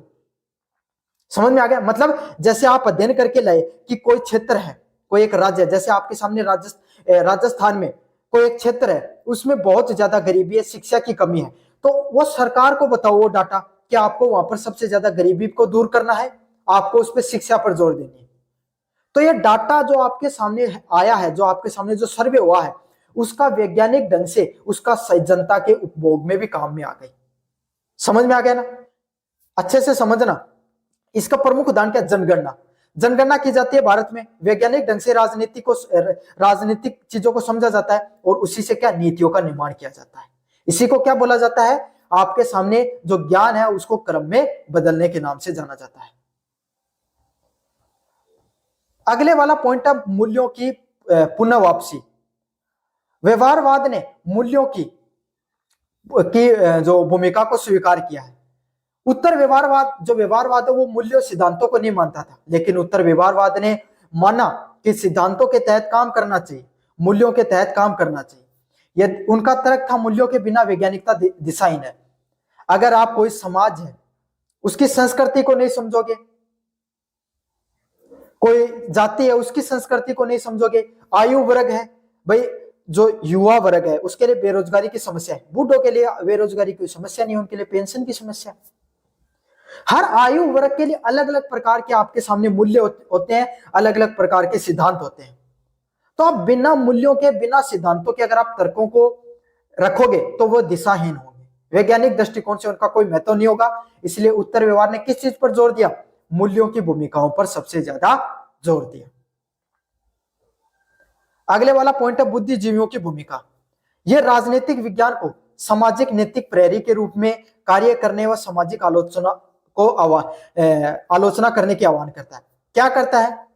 राजनीतिक वैज्ञानिक हैं, उनको समाज की जो नैतिकता होती है उसकी प्रहरी करना, मतलब उनको अच्छे से संजो के रखना, साथ के साथ उनकी आलोचना करना। मतलब जो राजनीतिक वैज्ञानिक है ना, उनका क्या काम है कि वो जनता की जो नैतिकता उनको भी समझे, और जो समाज में जो कमियां हैं, जैसे समाज में कोई रूढ़ियां हैं, महिलाओं को पढ़ने नहीं दिया जाता है, आज भी महिलाओं के खिलाफ अत्याचार होते हैं, आपके सामने जो जातिगत भेदभाव देखने को मिलता है, तो इस प्रकार की जो सामाजिक जो कमियां है उसकी आलोचना करने का भी कार्य है। और जनता की जो नैतिकता है, जनता की जो विचार है, जनता की जो आपके सामने जो समझ है, जनता के जो विकास के लिए चीज चाहिए, उनको सरकारों को, सत्ता को बताने का भी काम किसका है? राजनीतिक वैज्ञानिकों का कार्य है। समझ में आ रहा है ना आपको अच्छे से? प्रौद्योगिकी की बात करें आपके सामने, यह तकनीक की तुलना में शोध के अध्ययन और विषय वस्तुओं के पर अधिक महत्व देता है। किस चीज पर ज्यादा जोर देता है आपके सामने? यह आपके सामने ज्यादा महत्व देता है शोध का क्या उद्देश्य रहा और किस विषय पर आपके सामने शोध किया गया, इस चीज पर ज्यादा जोर दिया जाता है। मुझे उम्मीद है आपके सामने व्यवहारवाद वैज्ञानिक ढंग है राजनीतिक विज्ञान को समझने का। उत्तर जो व्यवहारवाद है वो किसकी बात करता है आपके सामने? वो बात करता है वैज्ञानिक ढंग तो अध्ययन करो ही, प्लस आपके सामने वैज्ञानिक ढंग के साथ साथ नैतिकता को भी साथ लेकर चलो। अब इसमें अंतर की बात करें, थोड़ा सा आपके सामने टेबल है वो सही से नहीं बनी है, लेकिन फिर मैं आपको अच्छे से समझाऊंगा। सबसे पहले आधार, कब से व्यवहारवाद व उत्तर व्यवहारवाद है उसके कब सबसे पहले समय, किस समय में आपके सामने उत्तर व्यवहारवाद की शुरुआत होती है, किस समय आपके सामने व्यवहारवाद की शुरुआत होती है? व्यवहारवाद की शुरुआत है वो 1940 से लेकर 1960 के दशक में देखने को मिलती है। कब देखने को मिलती है व्यवहारवाद? 1940 से लेकर 1960 के दशक में व्यवहारवाद है उसका अध्ययन है वो मुख्यतः देखने को मिलता है। इसकी उत्तर व्यवहारवाद कब देखने को मिला? 1960 के बाद में, शीतकालीन युद्ध के बाद में उत्तर व्यवहारवाद है वो मुख्यतः देखने को मिलता है। व्यवहारवाद 1940 से 1960 में द्वितीय विश्व युद्ध के बाद में देखने को मिला। किन किन चीजों पर फोकस करता है व्यवहारवाद? किस चीज पर फोकस करता है? वैज्ञानिक अध्ययन पर, वैज्ञानिक तकनीकी और पद्धति के आधार पर चीजों को समझने पर बात करता है आपके सामने कौन? व्यवहारवाद। समझ में आ गया? वैज्ञानिक पद्धति के आधार पर चीजों को समझने की बात करता है। अगला है सामाजिक प्रासंगिक और कार्रवाई करने की बात करता है। किसकी बात करता है उत्तर व्यवहारवाद? सामाजिक चीजों को अच्छे से समझा जाए। समझ में आ गया आपके सामने? सामाजिक जो प्रासंगिकता है उसकी कार्रवाई की बात करने की बात करता है कौन आपके सामने? उत्तर व्यवहारवाद। मतलब समाज में लोगों को किन किन सब चीजों की जरूरत है, लोगों का कैसा मूड है, लोग क्या करना चाहते हैं, लोगों के कहाँ जो समाज में कमी है, इन सब चीजों की सामाजिक जो व्यवहार की व्यवस्थिकता है उसकी बात करता है। मूल्यों की बात करें तो व्यवहारवाद तो आपको पता है भाई मूल्यों की बात ही नहीं करता, वो कहता है सिद्धांतों, मूल्यों को, नैतिकता को क्या कर दो आपके सामने जो अध्ययन के जो मूल्यों मुक्त मतलब उनको दरकिनार कर देता है, उनकी बात ही नहीं करता कि भाई उनका कोई महत्व नहीं है। जबकि उत्तर व्यवहारवाद किसकी बात करता है? मूल्यों को जनता के बीच में रखना चाहिए, मूल्यों की स्वीकारता को स्वीकार करता है और उसकी आवश्यकताओं पर भी बल देने का कार्य करता है। उद्देश्यों की बात करें, राजनीतिक विज्ञान को शुद्ध विज्ञान बनाना। मतलब व्यवहारवाद का क्या काम है कि राजनीतिक विज्ञान है इसको सिर्फ अपन किस चीज पर ज्यादा जोर दें?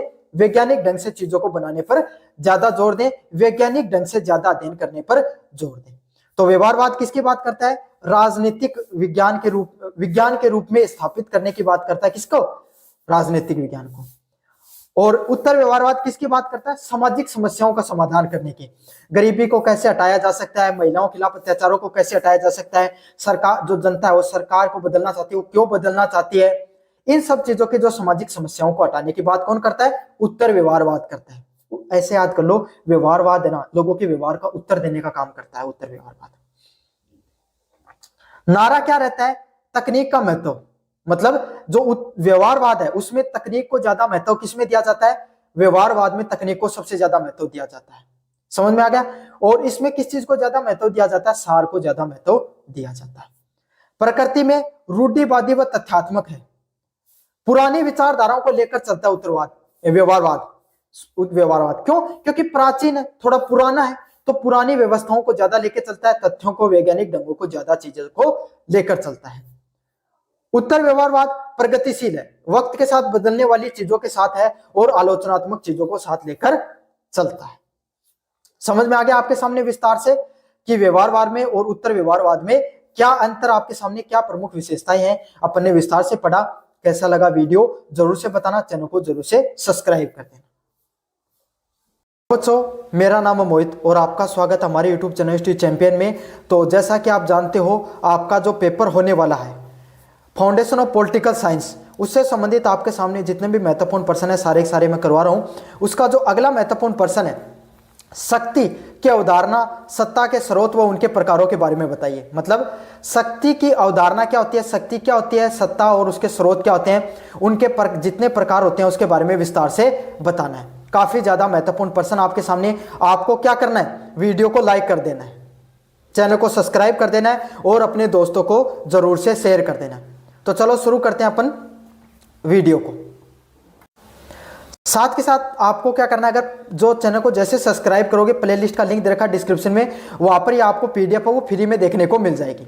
समझ में आ गया? और फ्लिपकार्ट मंत्रा से अगर कोई प्रोडक्ट खरीदना चाहते हो, सबसे ज्यादा डिस्काउंट प्राप्त करना चाहते हो, तो यहाँ पर जो व्यू प्रोडक्ट और शॉप वाला ऑप्शन है इस पर क्लिक करके आप क्या कर सकते हो, कोई भी प्रोडक्ट खरीदना चाहो वो खरीद सकते हो। अगले वाला पॉइंट आपके सामने शक्ति की अवधारणा की बात करें, आपके सामने राजनीतिक विज्ञान है, उसमें शक्ति क्या एक प्रकार की मूलभूत अवधारणा होती है। मतलब राजनीतिक विज्ञान में आपके सामने कोई भी व्यक्ति, अगर कोई भी व्यक्ति से पूछे, भाई राजनीतिक विज्ञान को बाद में बात करेंगे, राजनीति की बात कर लेते हैं, कोई भी व्यक्ति राजनीति करता है चाहे वो सरपंच से लेकर प्रधानमंत्री तक। क्यों करना चाहता है भाई? वो शक्ति को प्राप्त करना चाहता है। शक्ति को प्राप्त करके वो सत्ता में आना चाहता है, और जो व्यक्ति सत्ता में होता है वही क्या करता है? शक्ति का उपभोग करता है। समझ में आ गया? तो राजनीतिक विज्ञान की अगर नींव समझ सकते हो, जैसे कोई घर होता है, उसकी नींव किस पे टिकी होती है? नींव पर ही सारा घर टिका होता है ना? नींव पर क्या टिका रहेगा? नींव पर ही सारा घर टिका रहता है। उसी तरीके से राजनीतिक विज्ञान ही शक्ति पर टिकी हुई है, ये उसकी बैकबोन है। Power is the backbone of the political science. समझ में आ गया आपके सामने? सरल शब्दों में शक्ति वह क्षमता है जिसे द्वारा ए व्यक्ति बी व्यक्ति के व्यवहार को अपनी इच्छा अनुसार प्रभावित कर सकता है। कैसे कर सकता है? कोरोना आया आपके सामने, आया, प्रधानमंत्री मोदी जी जो थे अपने, जो नरेंद्र मोदी हैं, उन्होंने सभी को कहा कि आपको 6 बजे ताली और थाली बजानी है, बजाई आपने, है ना? आपने नहीं बजाई तो काफी लोगों ने बजाई होगी। 15 अगस्त पे झंडे लगाने के लिए उन्होंने कहा आपने किया। तो उस व्यक्ति के वो विचार है, व्यक्ति के विचार उनके हैं, लेकिन कर कौन रहा है? अपन सब कर रहे हैं। समझ में आ गया? क्यों? क्योंकि उनके पास शक्ति है। शक्ति वो चीज होती है जो ए व्यक्ति के व्यवहार को क्या कर सकती है? बदल सकती है अपनी इच्छा के अनुसार। इसीलिए सभी लोग क्या करते हैं? शक्ति को प्राप्त करना चाहते हैं, सत्ता को प्राप्त करना चाहते हैं। एमएलए साहब चाहे उनको छुटा लें, जिनको चाहे उनको आपके सामने क्या कर सकते हैं? न्याय दिला सकते हैं। समझ में? भाई आपके गांव का कोई व्यक्ति है, उसको काफी दिन से न्याय नहीं मिल रहा था, एमएलए साहब ने एक फोन मिलाया, तुरंत काम हो गया आपके सामने।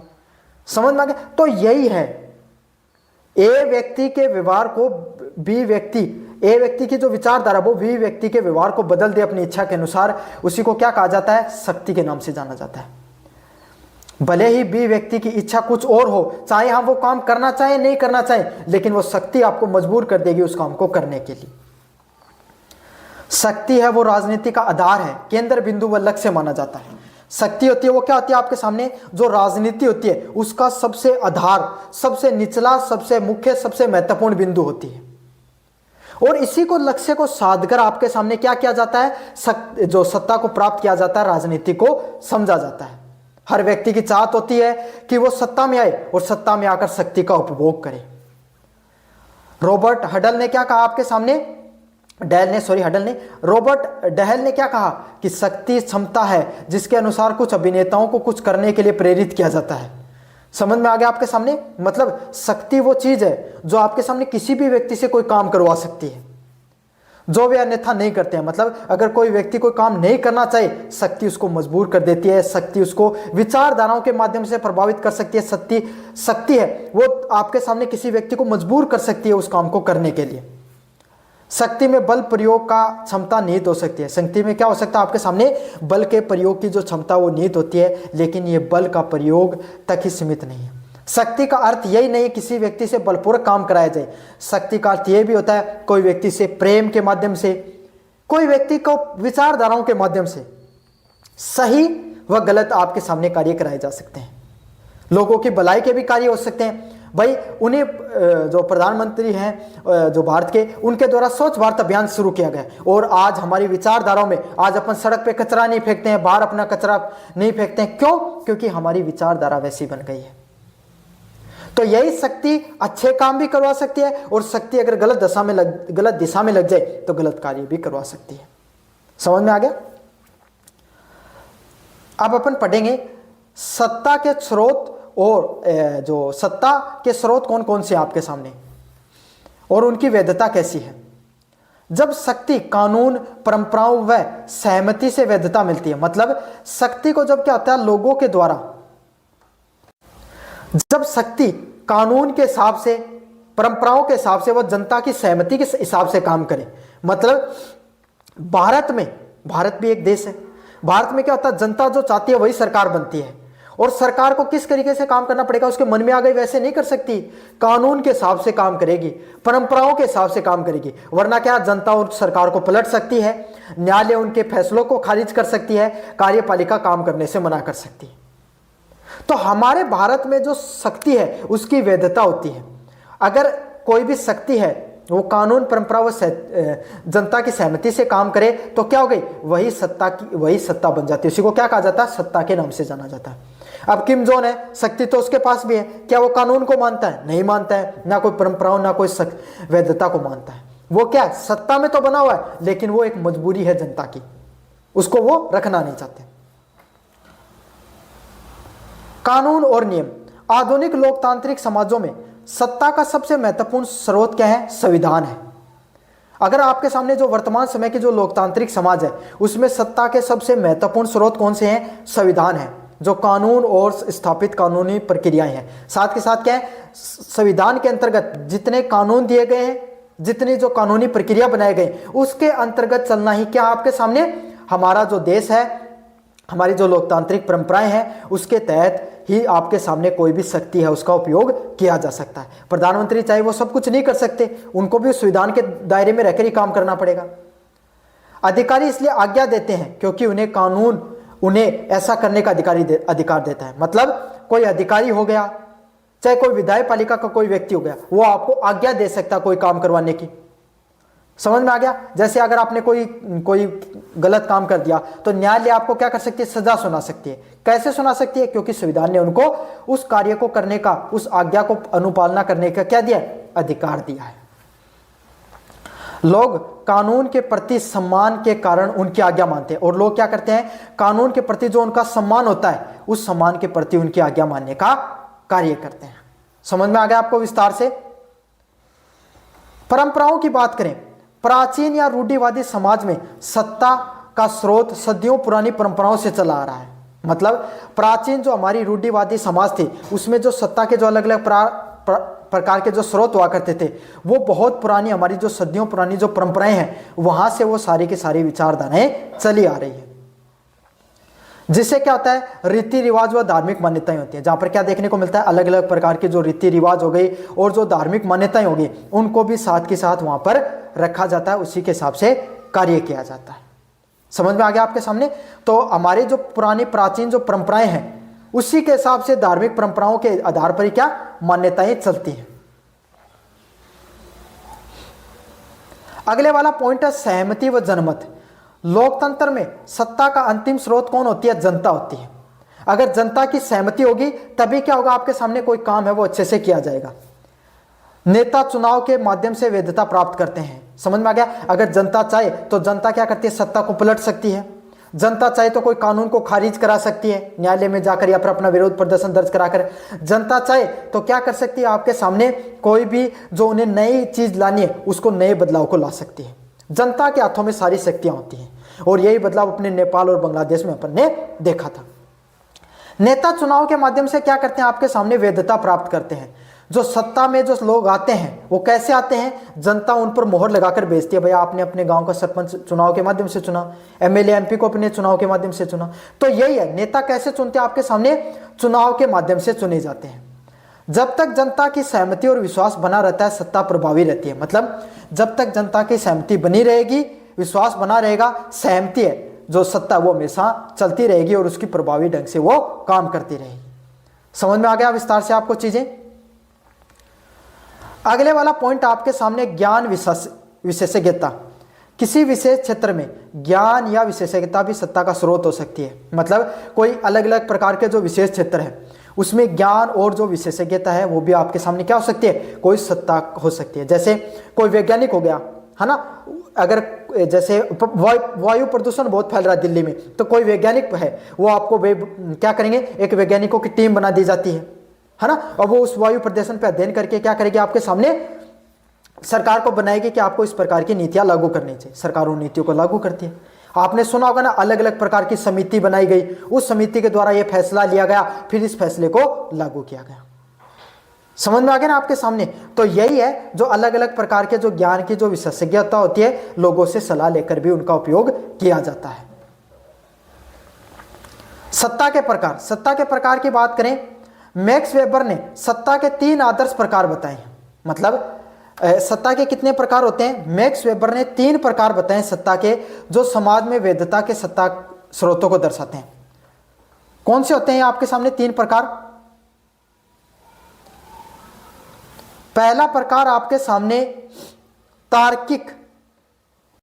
पहला प्रकार आपके सामने तार्किक व कानूनी सत्ता। कानून, नियम, तर्कसंगता और स्थापित प्रक्रियाएं। मतलब कोई भी चीज है, कोई भी विषय वस्तु, वो कैसे चले, कोई भी सरकार कानून के आधार पे चले, नियमों के आधार पे चले और तर्क के आधार पे चले। मतलब कोई भी संस्था है ना, वो कानून व नियम प्रणालियों के आधार पे चले, उसी को किसकी सत्ता कहा जाता है? आपके सामने कानून की सत्ता के नाम से जाना जाता है। समझ में आ गया? कोई भी सत्ता कानून, नियम व तर्क संगता के हिसाब से चलती है, उसी को कानून की सत्ता के नाम से जाना जाता है। अगले वाला पॉइंट आपके सामने विशेषज्ञता। यह आधुनिक नौकरशाही और लोकतांत्रिक राज्यों में पाई जाती है।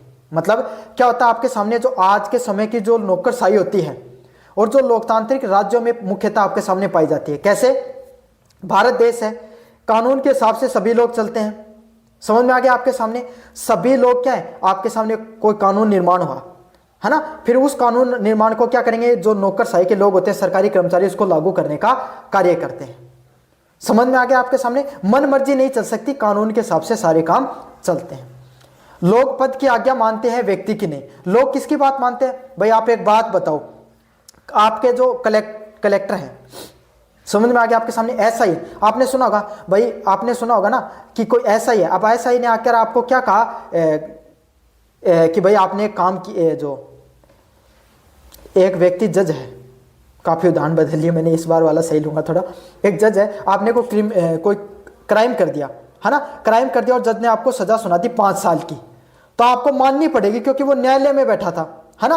अब वही जज आपके सामने घर से बाहर आकर आपके सामने आपको वकालत सिखाने लग जाए, आप मानोगे? नहीं मानोगे। आप कहोगे आपकी पूजा नहीं है, पद प्रधान है, व्यक्ति प्रधान नहीं है। समझना, एक इंपॉर्टेंट पॉइंट बता रहा हूं, पद प्रधान है लोकतंत्र में, व्यक्ति प्रधान नहीं होता है। आप हम क्या करते हैं, हमारी क्या कमियां हैं, हम व्यक्ति को भगवान बना लेते हैं। कोई व्यक्ति एमएलए बन जाए, अरे उस एमएलए की पूछ है, उस व्यक्ति की थोड़ी पूछ है। आप उसी के मतलब जनता सेल्फी ले खिंचाती रहती है, उनकी आवभगत करती, क्यों करनी भाई? वो आपकी सेवा के लिए लगे हैं और जनता उनकी सेवा में लग जाती है। समझ में आ गया आपके सामने? तो ये विचारधाराओं को बदलना बहुत जरूरी है। और विचारधाराओं को कैसे बदलोगे? आप बदलोगे, क्योंकि आप युवा हो, आपके अंदर उन नई राजनीतिक व्यवस्थाओं को, जो लोकतांत्रिक परंपराओं को और विकेंद्रीकरण करने की शक्ति है। आप अपनी विचारधाराओं को बदलोगे, तभी ये सत्ता बदलेगी, समाज बदलेगा और राजनीति बदलेगी। जैसे कि ये जो तार्किक व कानूनी सत्ता में कौन होते हैं? प्रधानमंत्री, न्यायाधीश व अधिकार, जो सरकारी अधिकारी होते हैं वो सत्ता में रहते हैं। वही क्या होते हैं आपके सामने देखने को मिलते हैं तार्किक कानूनी सत्ता के अंतर्गत। अगले वाला पॉइंट आपके सामने परंपरागत सत्ता। परंपरागत सत्ता क्या होती है? दीर्घकालीन से चली, बहुत प्राचीन समय से चली आ रही परंपराएं, रीति रिवाज व इतिहास की पवित्रता। मतलब बहुत पुराने समय से जिस प्रकार की जो आपके सामने जो परंपराएं चली आ रही हैं, दीर्घकालीन समय से जो रीति रिवाज व इतिहास चले आ रहे हैं, उसी को क्या कहा जाता है? परंपरागत सत्ता के नाम से जाना जाता है। समझ में आ गया? जैसे राजतंत्र हो गया, सामंतवादी जमींदारी प्रथा हो गए, पितृसत्तात्मक समाज हो गए, है ना। तो जो ये क्या बहुत आज से थोड़ी, राजतंत्र कितने पुराना, बहुत पुराना, आपके समय कम से कम 1000 साल पुराना होगा, 1000 साल से भी पुराने राजतांत्रिक परंपराएं चले आ रही है, राजा चले आ रहे हैं। तो वही सब जो आपके सामने राजतांत्रिक परंपरा हो गई, जमींदारी व्यवस्था हो गई, और जो पितृसत्तात्मक, जहां पर जो पुरुषों को ज्यादा, महिलाओं से ज्यादा क्या महत्व दिया जाता है। लोग शासक की आज्ञा मानते हैं, लेकिन हमेशा ऐसा नहीं होता आया है। मतलब क्या होता है? जो परंपरागत सत्ता होती है, इसमें किसकी बात मानी जाती है?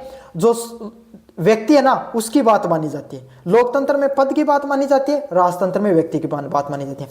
राजा जो कह देगा वो करना पड़ेगा। आप ये नहीं कहोगे कि राजा चाहे आपके सामने पद पर, उस गद्दी पर बैठा तब भी राजा है, राजा आपके सामने आपके बीच में आ गया तब भी राजा है, राजा आपके सामने चाहे आपके घर पे बैठ के खाना खा रहा है तो भी राजा ही है। अगर उसने कोई काम कह दिया, करना पड़ेगा आपके सामने।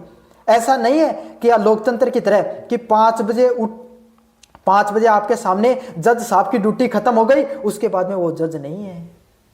समझ में आ गया? अब वो कोई बात कहेंगे, आप चाहो तो मानो चाहे वरना मत मानो, लेकिन अगर वही जज राजतंत्र में माननी पड़ेगी उसकी बात, आपको उस राजा की बात। क्यों? क्योंकि वो परंपरागत परंपराएं हैं। राजतंत्र में ऐसा ही होता आया है, जहां पर क्या लोगों की बात माननी पड़ती है, पद से ज्यादा लोगों का महत्व होता है। समझ में आ गया आपको अच्छे से? उदाहरण के लिए राजा या वंशानुगत जो मुखिया होती है, मुखिया की जो सत्ता होती है, उसी को किस नाम से जाना जाता है? परंपरागत सत्ता के नाम से जाना जाता है, परंपरागत सत्ताओं के नाम से उसको हम जानते हैं। अगले वाली सत्ता है करिश्माई सत्ता। नेता का व्यक्तिगत आकर्षण, असाधारण गुण और बहादुरी व अलौकिक शक्तियों पर लोगों का विश्वास। भाई लोग किस चीज पर विश्वास करते हैं? एक व्यक्ति पर विश्वास करते हैं।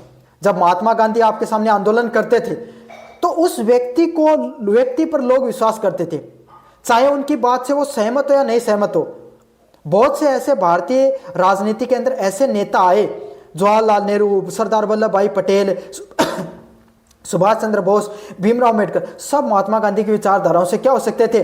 उनकी विचारधाराओं से उनके टकराव हो सकते थे, उनकी बात नहीं मानते थे, उनकी बात को थोड़ा विरोधाभास हो सकता था। लेकिन जब महात्मा गांधी अगर कोई बात कह देते थे, आंदोलन की बात करते थे, सभी व्यक्ति उनके पीछे खड़े हो जाते थे।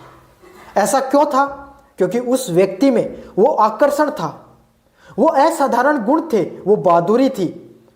उन सब लोगों को विश्वास था कि इस व्यक्ति में वो जनता को एकत्रित करने की, अपनी बातों को रखने की, चाहे जनता के सामने चाहे अंग्रेजों के सामने, दोनों के सामने अपनी बात रखने की सबसे अद्भुत क्षमता है और हम सबसे ज्यादा बेहतर क्षमता है।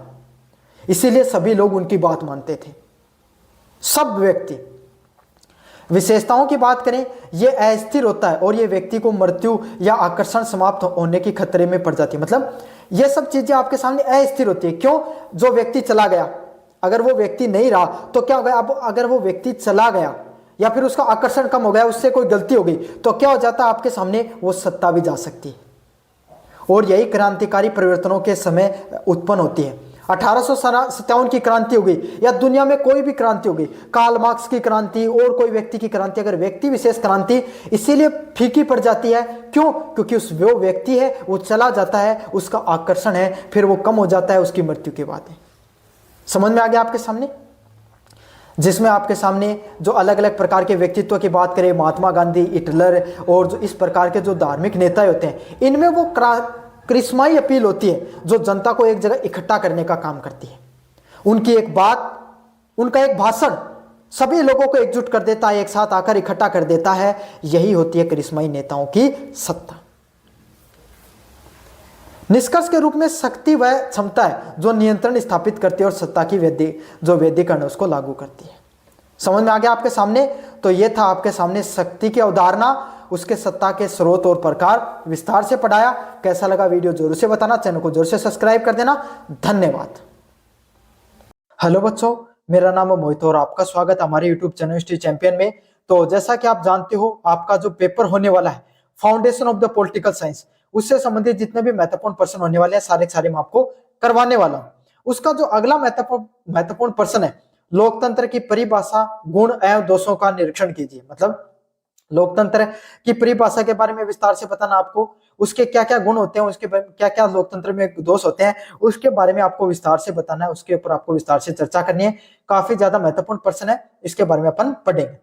इसको पढ़ने से पहले आपको क्या करना है? वीडियो को लाइक कर देना है, चैनल को सब्सक्राइब करना है और अपने दोस्तों को जरूर से शेयर कर देना है। जैसे आप चैनल को सब्सक्राइब करोगे, प्लेलिस्ट है उसका लिंक डिस्क्रिप्शन में दे रहा हूं आपके सामने, वहां पर जाकर अन्य वीडियो देख सकते हो। साथ के साथ टेलीग्राम का लिंक मैं आपको डिस्क्रिप्शन में दे रहा हूं, वहां पर आपके सामने जो पीडीएफ पढ़ा रहा हूं वो आपको फ्री में देखने को मिल जाएगी। साथ के साथ फ्लिपकार्ट व मंत्रा से कोई प्रोडक्ट खरीदना चाहते हो तो यहाँ पर व्यू प्रोडक्ट वाले ऑप्शन पे क्लिक करके जैसे आप क्लिक करोगे, यहाँ पर सबसे ज्यादा इस कोने में आपके सामने सबसे ज्यादा डिस्काउंट है वो देखने को मिल जाएगा। चलो शुरू करते हैं अपन वीडियो को। पहला प्रश्न आपके सामने, लोकतंत्र की परिभाषा के बारे में विस्तार से बताइए कि लोकतंत्र की परिभाषा क्या होती है। लोकतंत्र आपके सामने एक ऐसी शासन प्रणाली है जिसमें जनता सर्वोच्च शक्ति रखती है और सरकार का संचालन जनप्रतिनिधियों द्वारा होता है। लोकतंत्र क्या होता है आपके सामने? एक इस प्रकार की शासन प्रणाली होती है जिसमें सबसे ज्यादा सत्ता किनके हाथों में होती है? जो जनता होती है उसके हाथों में सारी सत्ता वो देखने को मिलती है। आप अपने गांव के सरपंच को चुनते हो, आप अपने गांव, अपने जो विधानसभा क्षेत्र है उसे एमएलए को चुनते हो, आप अपने सांसद के क्षेत्र से आपके सामने एमपी को चुनते हो। वही लोग आपके सामने क्या करते हैं? आपके सभी मेंबर ऑफ पार्लियामेंट एमपी मिलकर क्या करते हैं? प्रधानमंत्री को चुनते हैं, जो पूरे देश की सरकार और सत्ता चलाने का काम करता है। समझ में आ गया आपके सामने?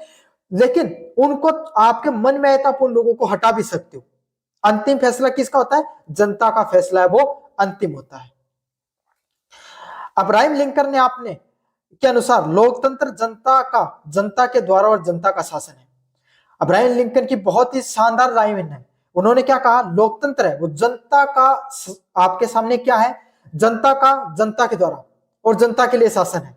मतलब शासन है वो किसका है, जनता का। मतलब जनता चाहे तो किसी को भी हटा सकती है और किसी को भी रख सकती है। समझ में आ गई? जनता के द्वारा, जनता तय करती है कि हमें कौन सी नीतियां चाहिए, कौन से प्रतिनिधि चाहिए, कौन हमें सरकार के अंदर चाहिए। और ये इनडायरेक्टली व डायरेक्टली आपके सामने किसका शासन है, जनता के शासन के रूप में इसको देखा जाता है।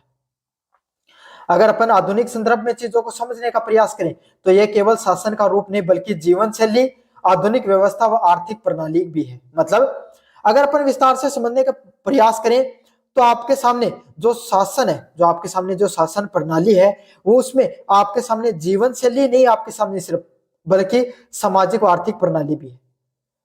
क्यों? क्योंकि आप किस तरीके से जीवन को जियोगे, ये कौन जीवन शैली कहते हो, कैसा जीवन आप जीते हो, तो किस प्रकार का जीवन जियोगे या कहां पर निर्धारण किया गया, लोकतंत्र में। सरकार जैसी नीतियां बनाती है वैसे ही लोगों का जीवन भी होता है। सामाजिक व्यवस्था व आर्थिक प्रणाली भी है जो क्या करती है, आपके सामने लोगों की समाज में कैसे लोग रहेंगे, किन नीतियों का निर्माण किया जाएगा और लोगों के पास कितना टैक्स लगाना है, लोगों को कब टैक्स की दरों में छूट देनी है, लोन कितना देना है, किनको आपको सामने छूट देनी। तो सब की सब चीजें आपके सामने किसके द्वारा निर्धारित होती है, सरकार के द्वारा निर्धारित होती है। और सरकार किसके द्वारा चलती है, संविधान के द्वारा। और संविधान किसका निर्माण करता है, लोकतंत्र का निर्माण करता है। तो सभी चीजें एक दूसरे से डायरेक्टली व इनडायरेक्टली क्या जुड़ी हुई है। स्वतंत्रता समानता के साथ न्याय के सिद्धांत पर आधारित है। सभी की सभी चीजें किस चीज पर निर्धारित है, आपके सामने स्वतंत्रता समानता व न्याय के जो सिद्धांत है, इन सब चीजों पर सारी की सारी चीजें आपके सामने आधारित होती हैं। समझ में आ गया आपके सामने विस्तार से। पहला पॉइंट है लोकतंत्र के गुण। लोकतंत्र के क्या क्या गुण होते हैं आपके सामने, जनता का शासन और स्वतंत्रता। लोकतंत्र में जनता अपने शासकों को चुनाव स्वयं करती है जिससे शासक जनता के प्रति जवाबदेही रहते हैं। मतलब लोकतंत्र क्या होता है आपके सामने, लोकतंत्र में जो जनता है वो क्या करती है, आपके सामने जो शासक होता है उसका चुनाव स्वयं करती है। भाई आप ही तो करते हो, आप इनडायरेक्टली तो प्रधानमंत्री, सीधे के सीधे तो आप प्रधानमंत्री को नहीं चुनते हो, लेकिन आप एमपी चुनते हो, मेंबर ऑफ पार्लियामेंट चुनते हो, और वही मेंबर ऑफ पार्लियामेंट क्या करता है, आपके सामने प्रधानमंत्री का चुनाव करता है। तो इनडायरेक्टली रूप से आप क्या करते हो, सत्ता का चुनने को काम करते हो, जिससे शासक है वो जनता के प्रति जवाबदेही होता है। अगर कोई गलत नीति का निर्माण कर दिया, गलत व्यवस्था को लागू कर दिया, आप डायरेक्ट हमारे जो जनप्रतिनिधि है उनसे पूछ सकते हो कि भैया ये आपने जो नीति का निर्माण हुआ आपकी सरकार ने किया है और हमने आपको चुनकर भेजा है, आप हमें ये बताइए कि कैसे इन सब चीजों की गलतियां हुई, कैसे न्याय प्रणाली में विघटन देखने को मिला, कैसे लोग हैं वो आपके सामने उनकी समस्याओं का समाधान नहीं हुआ। तो सीधे के सीधे आप क्या कर सकते हैं, जनता वो शासक से सवाल पूछ सकती है। यह नागरिकों का नागरिकों का राजनीतिक स्वतंत्रता, मतदान, अभिव्यक्ति व नागरिक स्वतंत्रता प्रदान करता है। और यही जो जनता है वो आपके सामने जो अपने जनप्रतिनिधि को चुनती है, जो अपने शासक को चुनती है, यह किसके माध्यम से चुनती है, मतदान के माध्यम से, है ना। मतदान के माध्यम से आप अपने जनप्रतिनिधि को चुनते हो और वही आपके सामने क्या है, आपको उसी से जो अभिव्यक्ति की स्वतंत्रता मिलती है। आप अपनी समस्याओं को शासक के सामने रख सकते हो और उनसे जवाबदेही मांग सकते हो, अकाउंटेबिलिटी मांग सकते हो आप कि आपके सामने उन लोगों की सही से उन्होंने कार्य किया है नहीं किया है, जो वादे वो करके गए थे क्या उनको उन्होंने निभाया है या फिर नहीं निभाया है। अगले वाला पॉइंट है समानता का सिद्धांत। लोकतंत्र जाति, धर्म, वर्ग और लिंग के आधार पर भेदभाव का स्वीकार करता है। लोकतंत्र क्या करता है आपके सामने, ना जाति को मानता है, ना धर्म को मानता है, ना वर्ग व लिंग के आधार पर होने वाले जो भेदभाव उसको अस्वीकार करता है, उसको नहीं मानता है। समझ में आ गया आपके सामने, लोकतंत्र का यही काम है कि वो ना जाति को मानेगा, ना धर्म वर्ग के आधार पर भेदभाव नहीं करता, सभी लोगों को समानता का अधिकार देता है। हमारे भारत के जो लोकतंत्र है उसको संविधान के तहत लोकतंत्र को लागू किया गया और संविधान में हमें सभी लोगों को क्या दिए गए, मौलिक अधिकार दिए गए। हर मौलिक अधिकार में समानता का अधिकार है, जिसमें ना कोई व्यक्ति जाति के आधार पर, धर्म व लिंग के आधार पर उनके साथ क्या नहीं किया जा सकता, भेदभाव नहीं किया जा सकता है। सभी नागरिकों को समान राजनीतिक अधिकार है, चाहे आप गरीब व्यक्ति हो, चाहे आप अमीर व्यक्ति हो, चाहे प्रधानमंत्री हो, चाहे आपके सामने क्या हो, आप एक सामान्य झुग्गी झोपड़ी में रहने वाले व्यक्ति हो या बेघर व्यक्ति भी हो, आपको अगर भारत के नागरिक हो तो आपको सिर्फ एक ही वोट देना हो। प्रधानमंत्री भी एक वोट देगा, वो गरीब व्यक्ति भी एक वोट देगा, उसको भी इतने अधिकार अगर आप इतने अधिकार आपको है। बस फर्क कितना है, जागरूकता का फर्क है। अगर आप जिस दिन जागरूक हो जाते हो उसी दिन आपके क्या है, अधिकार है वो लागू हो जाते हैं। नैतिकता व बौद्धिकता का विकास, नागरिकों को राजनीतिक गतिविधियों में भाग लेने के लिए अवसर मिलता है, उनसे जागरूकता, उत्तरदायित्व की भावना व आत्मसम्मान का विकास होता है। भारतीय राजनीतिक प्रणाली में हर व्यक्ति को राजनीति में भाग लेने का अधिकार है। कोई भी व्यक्ति है वो क्या कर सकता है, आपके सामने राजनीतिक प्रक्रिया में भाग ले सकता है, चुनाव प्रक्रिया में भाग ले सकता है, खुद को चुनाव के अंदर खड़ा करके क्या कर सकता है, आपके सामने अपने आप को जो जनता के सामने रख सकता है, अपने विचारों को रख सकता है। तो इससे क्या होती है, जनता की भागीदारी बढ़ती है राजनीति में, और जितनी ज्यादा जनता भागीदारी रखेगी राजनीति के अंदर उतना ही ज्यादा लोकतंत्र मजबूत होता है।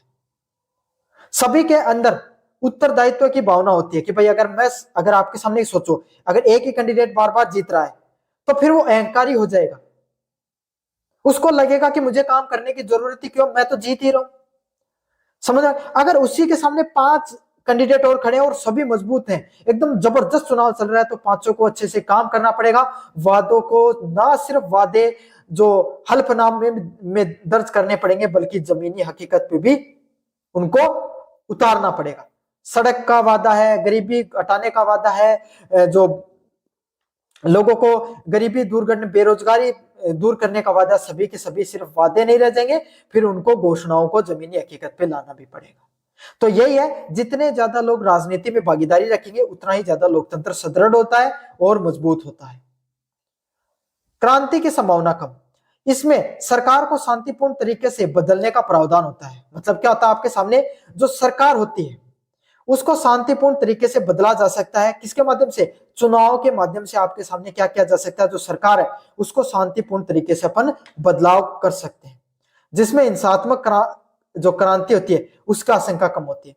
भाई राजतांत्रिक परंपरा व तानाशाही परंपरा की क्या नुकसानदायक है, जब सत्ता में बदलाव होता है तो क्या होता है, बहुत बड़ी हिंसा देखने को मिलती है, और उससे ना सिर्फ वो वंश या फिर जो आपके सामने जो राजतांत्रिक परंपरा है वो परेशान होती है, बल्कि जनता है उसका भी बहुत ज्यादा नुकसान हो जाता है। तो लोकतंत्र में बहुत ही ज्यादा सरल सुगम तरीके से क्या होता है, आपके सामने सत्ता में परिवर्तन देखने को मिलता है। कोई हिंसा नहीं होती है, साधारण चुनाव होते हैं और आपके सामने क्या हो जाते हैं, सत्तारूढ़ दल है वो बाहर हो जाते हैं और नए व्यक्ति को मौका मिलता है सत्ता के अंदर आने का। समझ में आ गया आपके सामने। अगले वाला पॉइंट आपके सामने, उत्तरदायित्व शासन। शासक नियमित चुनाव और विपक्ष की आलोचना के कारण जनता की आवश्यकताओं के प्रति संवेदनशील भी रहते हैं। लगातार चुनाव होते रहते हैं, काफी लोग इस पे क्रिटिसाइज भी करते हैं कि भारत एक ऐसा देश है जहां तो सिर्फ चुनाव ही होते रहते हैं। लेकिन आपके सामने मैं एक आपके सामने विचार रखता हूं, अगर चुनाव होते हैं तो ये नेता आपके लिए उत्तर जवाबदेही है। समझ में आ गया आपके सामने। विपक्ष आलोचना कर सकता है सत्ता पक्ष की कि आपने ये कार्य सही से किया है, आपने काम सही से नहीं किया है, और सभी के सभी लोग अपने काम के प्रति संवेदनशील भी होते हैं। क्यों है ये सब चीजें, इसीलिए है क्योंकि जनता के प्रति जवाबदेही है उनकी। अगले वाला पॉइंट आपके सामने, राष्ट्रीय एकता को बढ़ावा देना। यह समाज को विभिन्न वर्गों व हितों का प्रतिनिधित्व करता है, साथ के साथ राष्ट्रीय एकता को और सद्भाव को मजबूत करता है। इसका क्या फायदा आपके सामने, भाई अगर लोकतंत्र मजबूत होगा तो सभी लोग एकजुट रहेंगे, मजबूती के साथ आपके सामने सभी के सभी लोग क्या होंगे, आपके सामने एक साथ रहेंगे। अगर देश मजबूत, राष्ट्र मजबूत, एकता है तो हम बहुत ज्यादा आगे बढ़ते हैं। समझ में आ गया। तो लोकतंत्र मजबूत होता है तो देश में एकता भी बढ़ती है। तो ये सभी के सभी लोकतंत्र के गुण थे। अब अपन बात करेंगे लोकतंत्र में कितने प्रकार की कमियां पाई जाती है। पहला पॉइंट आपके सामने, अयोग्य शासन। लोकतंत्र संख्या पे आधारित होता, गुणवत्ता पे आधारित नहीं। यह माना जाता है कि आम जनता अक्सर भावनात्मक या सतही आधार पे मतदान करती है और अयोग्य व चापलूस व्यक्ति क्या हो जाते हैं, सत्ता में आ जाते हैं। और यह बात सिर्फ आपके सामने कहने के लिए नहीं है बल्कि वास्तविकता भी है। थोड़े दिन पहले बिहार में चुनाव हुए, एक केसी सिन्हा आपके सामने, वहां के बहुत बड़े शिक्षाविद थे, वो हार गए, और बड़े बड़े दबंगई व्यक्ति थे जिन्हों पे मर्डर के आरोप लग रहे हैं वो जीत रहे हैं। तो ये सिर्फ नंबर का गेम हो जाता है। सरकार है वो क्या करती है, जो सत्तारूढ़ दल है या फिर और कोई विपक्ष के दल है, कोई भी दल है, वो उन्हीं जिताऊ लोगों को आपके सामने क्या करेगा, टिकट देते हैं, चाहे वो क्राइम करें, चाहे जनता को लूट खसोट मचाए, चाहे अवैध तरीके से जीते, चाहे वैध तरीके से, जो जिताऊ कैंडिडेट है उसी को टिकट मिलता है। क्यों? सारा गेम नंबर का है। जिसके ज्यादा नंबर आएंगे, जो उस बाउंड्री लाइन को पास करेगा आपके सामने बहुमत की, वही आपके सामने क्या हो जाता है, सत्तारूढ़ दल में आ जाता है। तो इससे क्या होती है आपके सामने, सिर्फ संख्या का खेल है, गुणवत्ता का नहीं। अच्छा व्यक्ति भारतीय लोकतांत्रिक परंपरा या फिर अन्य लोकतांत्रिक परंपराओं में अच्छा व्यक्ति चुन के नहीं आता आपके सामने। जनता वो कम पढ़ी लिखी होती है, कहीं की थोड़ा कम लोगों को ज्ञान होता है, तो क्या होता है, लोगों को पैसे के माध्यम से, झूठे वादों के माध्यम से बहला फुसला कर क्या कर दिया जाता है, वोट डलवा दिया जाता है। और क्या होता है, जो सही व्यक्ति जिसको चुनाव जीतना चाहिए था, वो व्यक्ति चुनाव नहीं जीत पाता है। यह है लोकतंत्र की सबसे बड़ी कमी। धन और समय का अपव्यय। चुनाव प्रचार व राजनीतिक अभियानों में बहुत ज्यादा धन व समय खर्च होता है और विकास कार्य भी दूर चले जाते हैं। भारत में लोकतंत्र में चुनावों को एक पर्व के रूप में देखा जाता है, और पर्व होता है वहां पे खर्चे भी होते हैं। हर साल भारत में जो राजनीतिक दल है वो चुनाव प्रचार में लगे रहते हैं, और उसमें बहुत मोटा पैसा खर्च होता है, और वो पैसा किसी और का नहीं, आम जनता का ही पैसा होता है आपके सामने, जिससे जो विकास कार्य होते हैं वो सही से नहीं हो पाते हैं। सत्तारूढ़ दल इस चीज का इंतजार करते हैं कि कब चुनाव आएंगे, तभी आपके सामने क्या करेंगे, हम विकास करेंगे। इतने दिन आराम से सोए रहते हैं 5 साल, और आखिरी के 1 साल में काम करते हैं। चाहे कोई सरकारी भर्ती निकालना हो, सरकारी परियोजना लागू करना हो, सब अंतिम 6 महीने में होता है। बाकी तो आपके सामने 5-4 साल सरकार सिर्फ सोती रहती है। अस्थिरता की आशंका। संगठन की राजनीति या बार बार चुनाव के कारण सरकारें अस्थिर होती हैं। बार बार चुनाव से क्या होता है आपके सामने, जो बार बार चुनाव होने से सरकार बदलती रहती है, इससे क्या होता है, एक सटीक नीति का निर्माण नहीं होता है। अब भारत में देख लो, राजस्थान में देख लो, बार बार चुनाव होते हैं, बार बार आपके सामने सरकारें बदलती रहती हैं। तो एक सरकार क्या करेगी आपके सामने, कोई एक योजना लागू करेगी, दूसरी सरकार आएगी, योजना सेम होगी, बस नाम बदल देगी उसका, फिर से आएगी, वो उसको बंद कर देगी, चालू कर देगी, यही चलता रहता है। तो इससे क्या होता है, जो जनता का दीर्घकालीन विकास होना चाहिए था, दीर्घकालीन जो नीतियों का निर्माण होना चाहिए था, जो क्रियान्वयन लागू होना चाहिए था, वो नहीं हो पाता है। जनता का जो विकास है वो बहुत ज्यादा प्रभावित होता है, जनता को जो अंतिम लाभ मिलना चाहिए था वो लाभ नहीं मिल पाता है। तो यही होता है, जनता जो आपके सामने अस्थिरता देखने को मिलती है चुनाव के अंदर, उससे क्या होता है आपके सामने बहुत ज्यादा नुकसान है वो देखने को मिलता है। अगले वाला पॉइंट आपके सामने, दलगत राजनीति का प्रभाव। राजनीतिक दल अपने संकीर्ण स्वार्थों को राष्ट्रीय हित से ऊपर रखते हैं। अभी आपने थोड़े दिन पहले बिहार में चुनाव में देखा, सत्तारूढ़ दल ने पैसे बांटने का काम किया, और अगर हम वास्तविकता से देखें तो उनका उद्देश्य क्या था, क्या जनता का विकास उद्देश्य था? नहीं। सीधा अगर आप वास्तविकता से गहराई से समझते हो तो क्या होता है आपके सामने, आपको ये पता चलता है उनका मुख्य उद्देश्य क्या था, उनका मुख्य उद्देश्य वोट पाना ही था। किसी योजना के नाम पर आपके सामने क्या कर दिया जाता है, इस प्रकार की संकीर्ण सोच रखी जाती है, जिससे जो राष्ट्रीय हित, जो जनता का विकास है, जो जनता की जो आपके सामने क्या होता है विकास होना चाहिए, वो नहीं हो पाता है। धर्म के नाम पर राजनीति की जाती है, जाति के नाम पर लोगों को बांट दिया जाता है, किसके लिए, ताकि वोट मिल सके। तो इससे क्या होता है, समाज में विभाजन व गुटबाजी बढ़ती है, और जो विकास होना चाहिए वो विकास तो होता नहीं है जनता का। उससे क्या होता है, उसके उलट होता है आपके सामने समाज में विघटन व विभाजन, जाति के नाम पे, धर्म के नाम पर लोग आपस में लड़ते रहते हैं, और जो सत्ता में आने वाले सत्ता का मजा उठाते रहते हैं। तो ये भी एक बहुत बड़ी कमी है हमारे लोकतंत्र की। अगले वाला पॉइंट आपके सामने, कमजोर नीतियों का निर्माण करना। निर्णय लेने की लंबी प्रक्रियाएं व जटिल होती हैं, क्योंकि विभिन्न दबाव समूह द्वारा राजनीतिक हितों को संतुष्ट करना जरूरी होता है। राजनीतिक दल क्या करते हैं आपके सामने, अगर कोई नीति सही है उसको लागू करने भी इस चीज को ध्यान रखते हैं, भाई मेरी जाति के वोटर नुकसान ना हो जाए, ये जो आपके सामने ये दल आपके सामने ये इन लोगों को फायदा उठाएगा, ये इन लोगों को फायदा उठाएगा, से हमारे वोट कटेंगे, वोट मिलेंगे। तो इन सब चीजों के लिए बहुत ज्यादा लंबी प्रक्रिया चलती रहती है, और अंतिम समय में जो निर्णय लेने होते हैं वो निर्णय नहीं लिए जाते हैं। जिससे मजबूत व त्वरित निर्णय आपके सामने नहीं ले पाते हैं। जो उस लोकतंत्र के अंदर भारतीय लोकतंत्र वो ढीला ढाला लोकतंत्र इसीलिए बोला जाता है। क्यों? क्योंकि जो सटीक, सहज और आपके सामने सही निर्णय लेने चाहिए थे वो निर्णय नहीं हो पाते हैं भारतीय लोकतंत्र के अंदर। अगले वाला पॉइंट है भ्रष्टाचार की संभावना। चुनाव में खर्च होने वाले धन और सत्ता में बने रहने के लालच के कारण भ्रष्टाचार को भी बढ़ावा मिलता है। मतलब क्या होता है, चुनाव में खर्च, बहुत ज्यादा पैसा खर्च होता है, इसलिए क्या होता है, लोग सत्ता के में बने रहने के लालच से क्या करते हैं, बहुत ज्यादा भ्रष्टाचार को भी बढ़ावा देते हैं। क्यों? क्योंकि चुनाव प्रचार करना होता है, जनता को चुनाव जीतने के लिए जनता पर पैसा खर्च करना होता है, तो बहुत ज्यादा पैसा खर्च होता है, पैसा लगता है। इससे क्या होता है, वो जनता में भ्रष्टाचार करने का काम भी करते हैं। क्योंकि भ्रष्टाचार नहीं करेंगे तो पैसा कहां से आएगा, पैसा नहीं आएगा तो चुनाव कैसे जीतेंगे। यद्यपि लोकतंत्र में कुछ दोष है।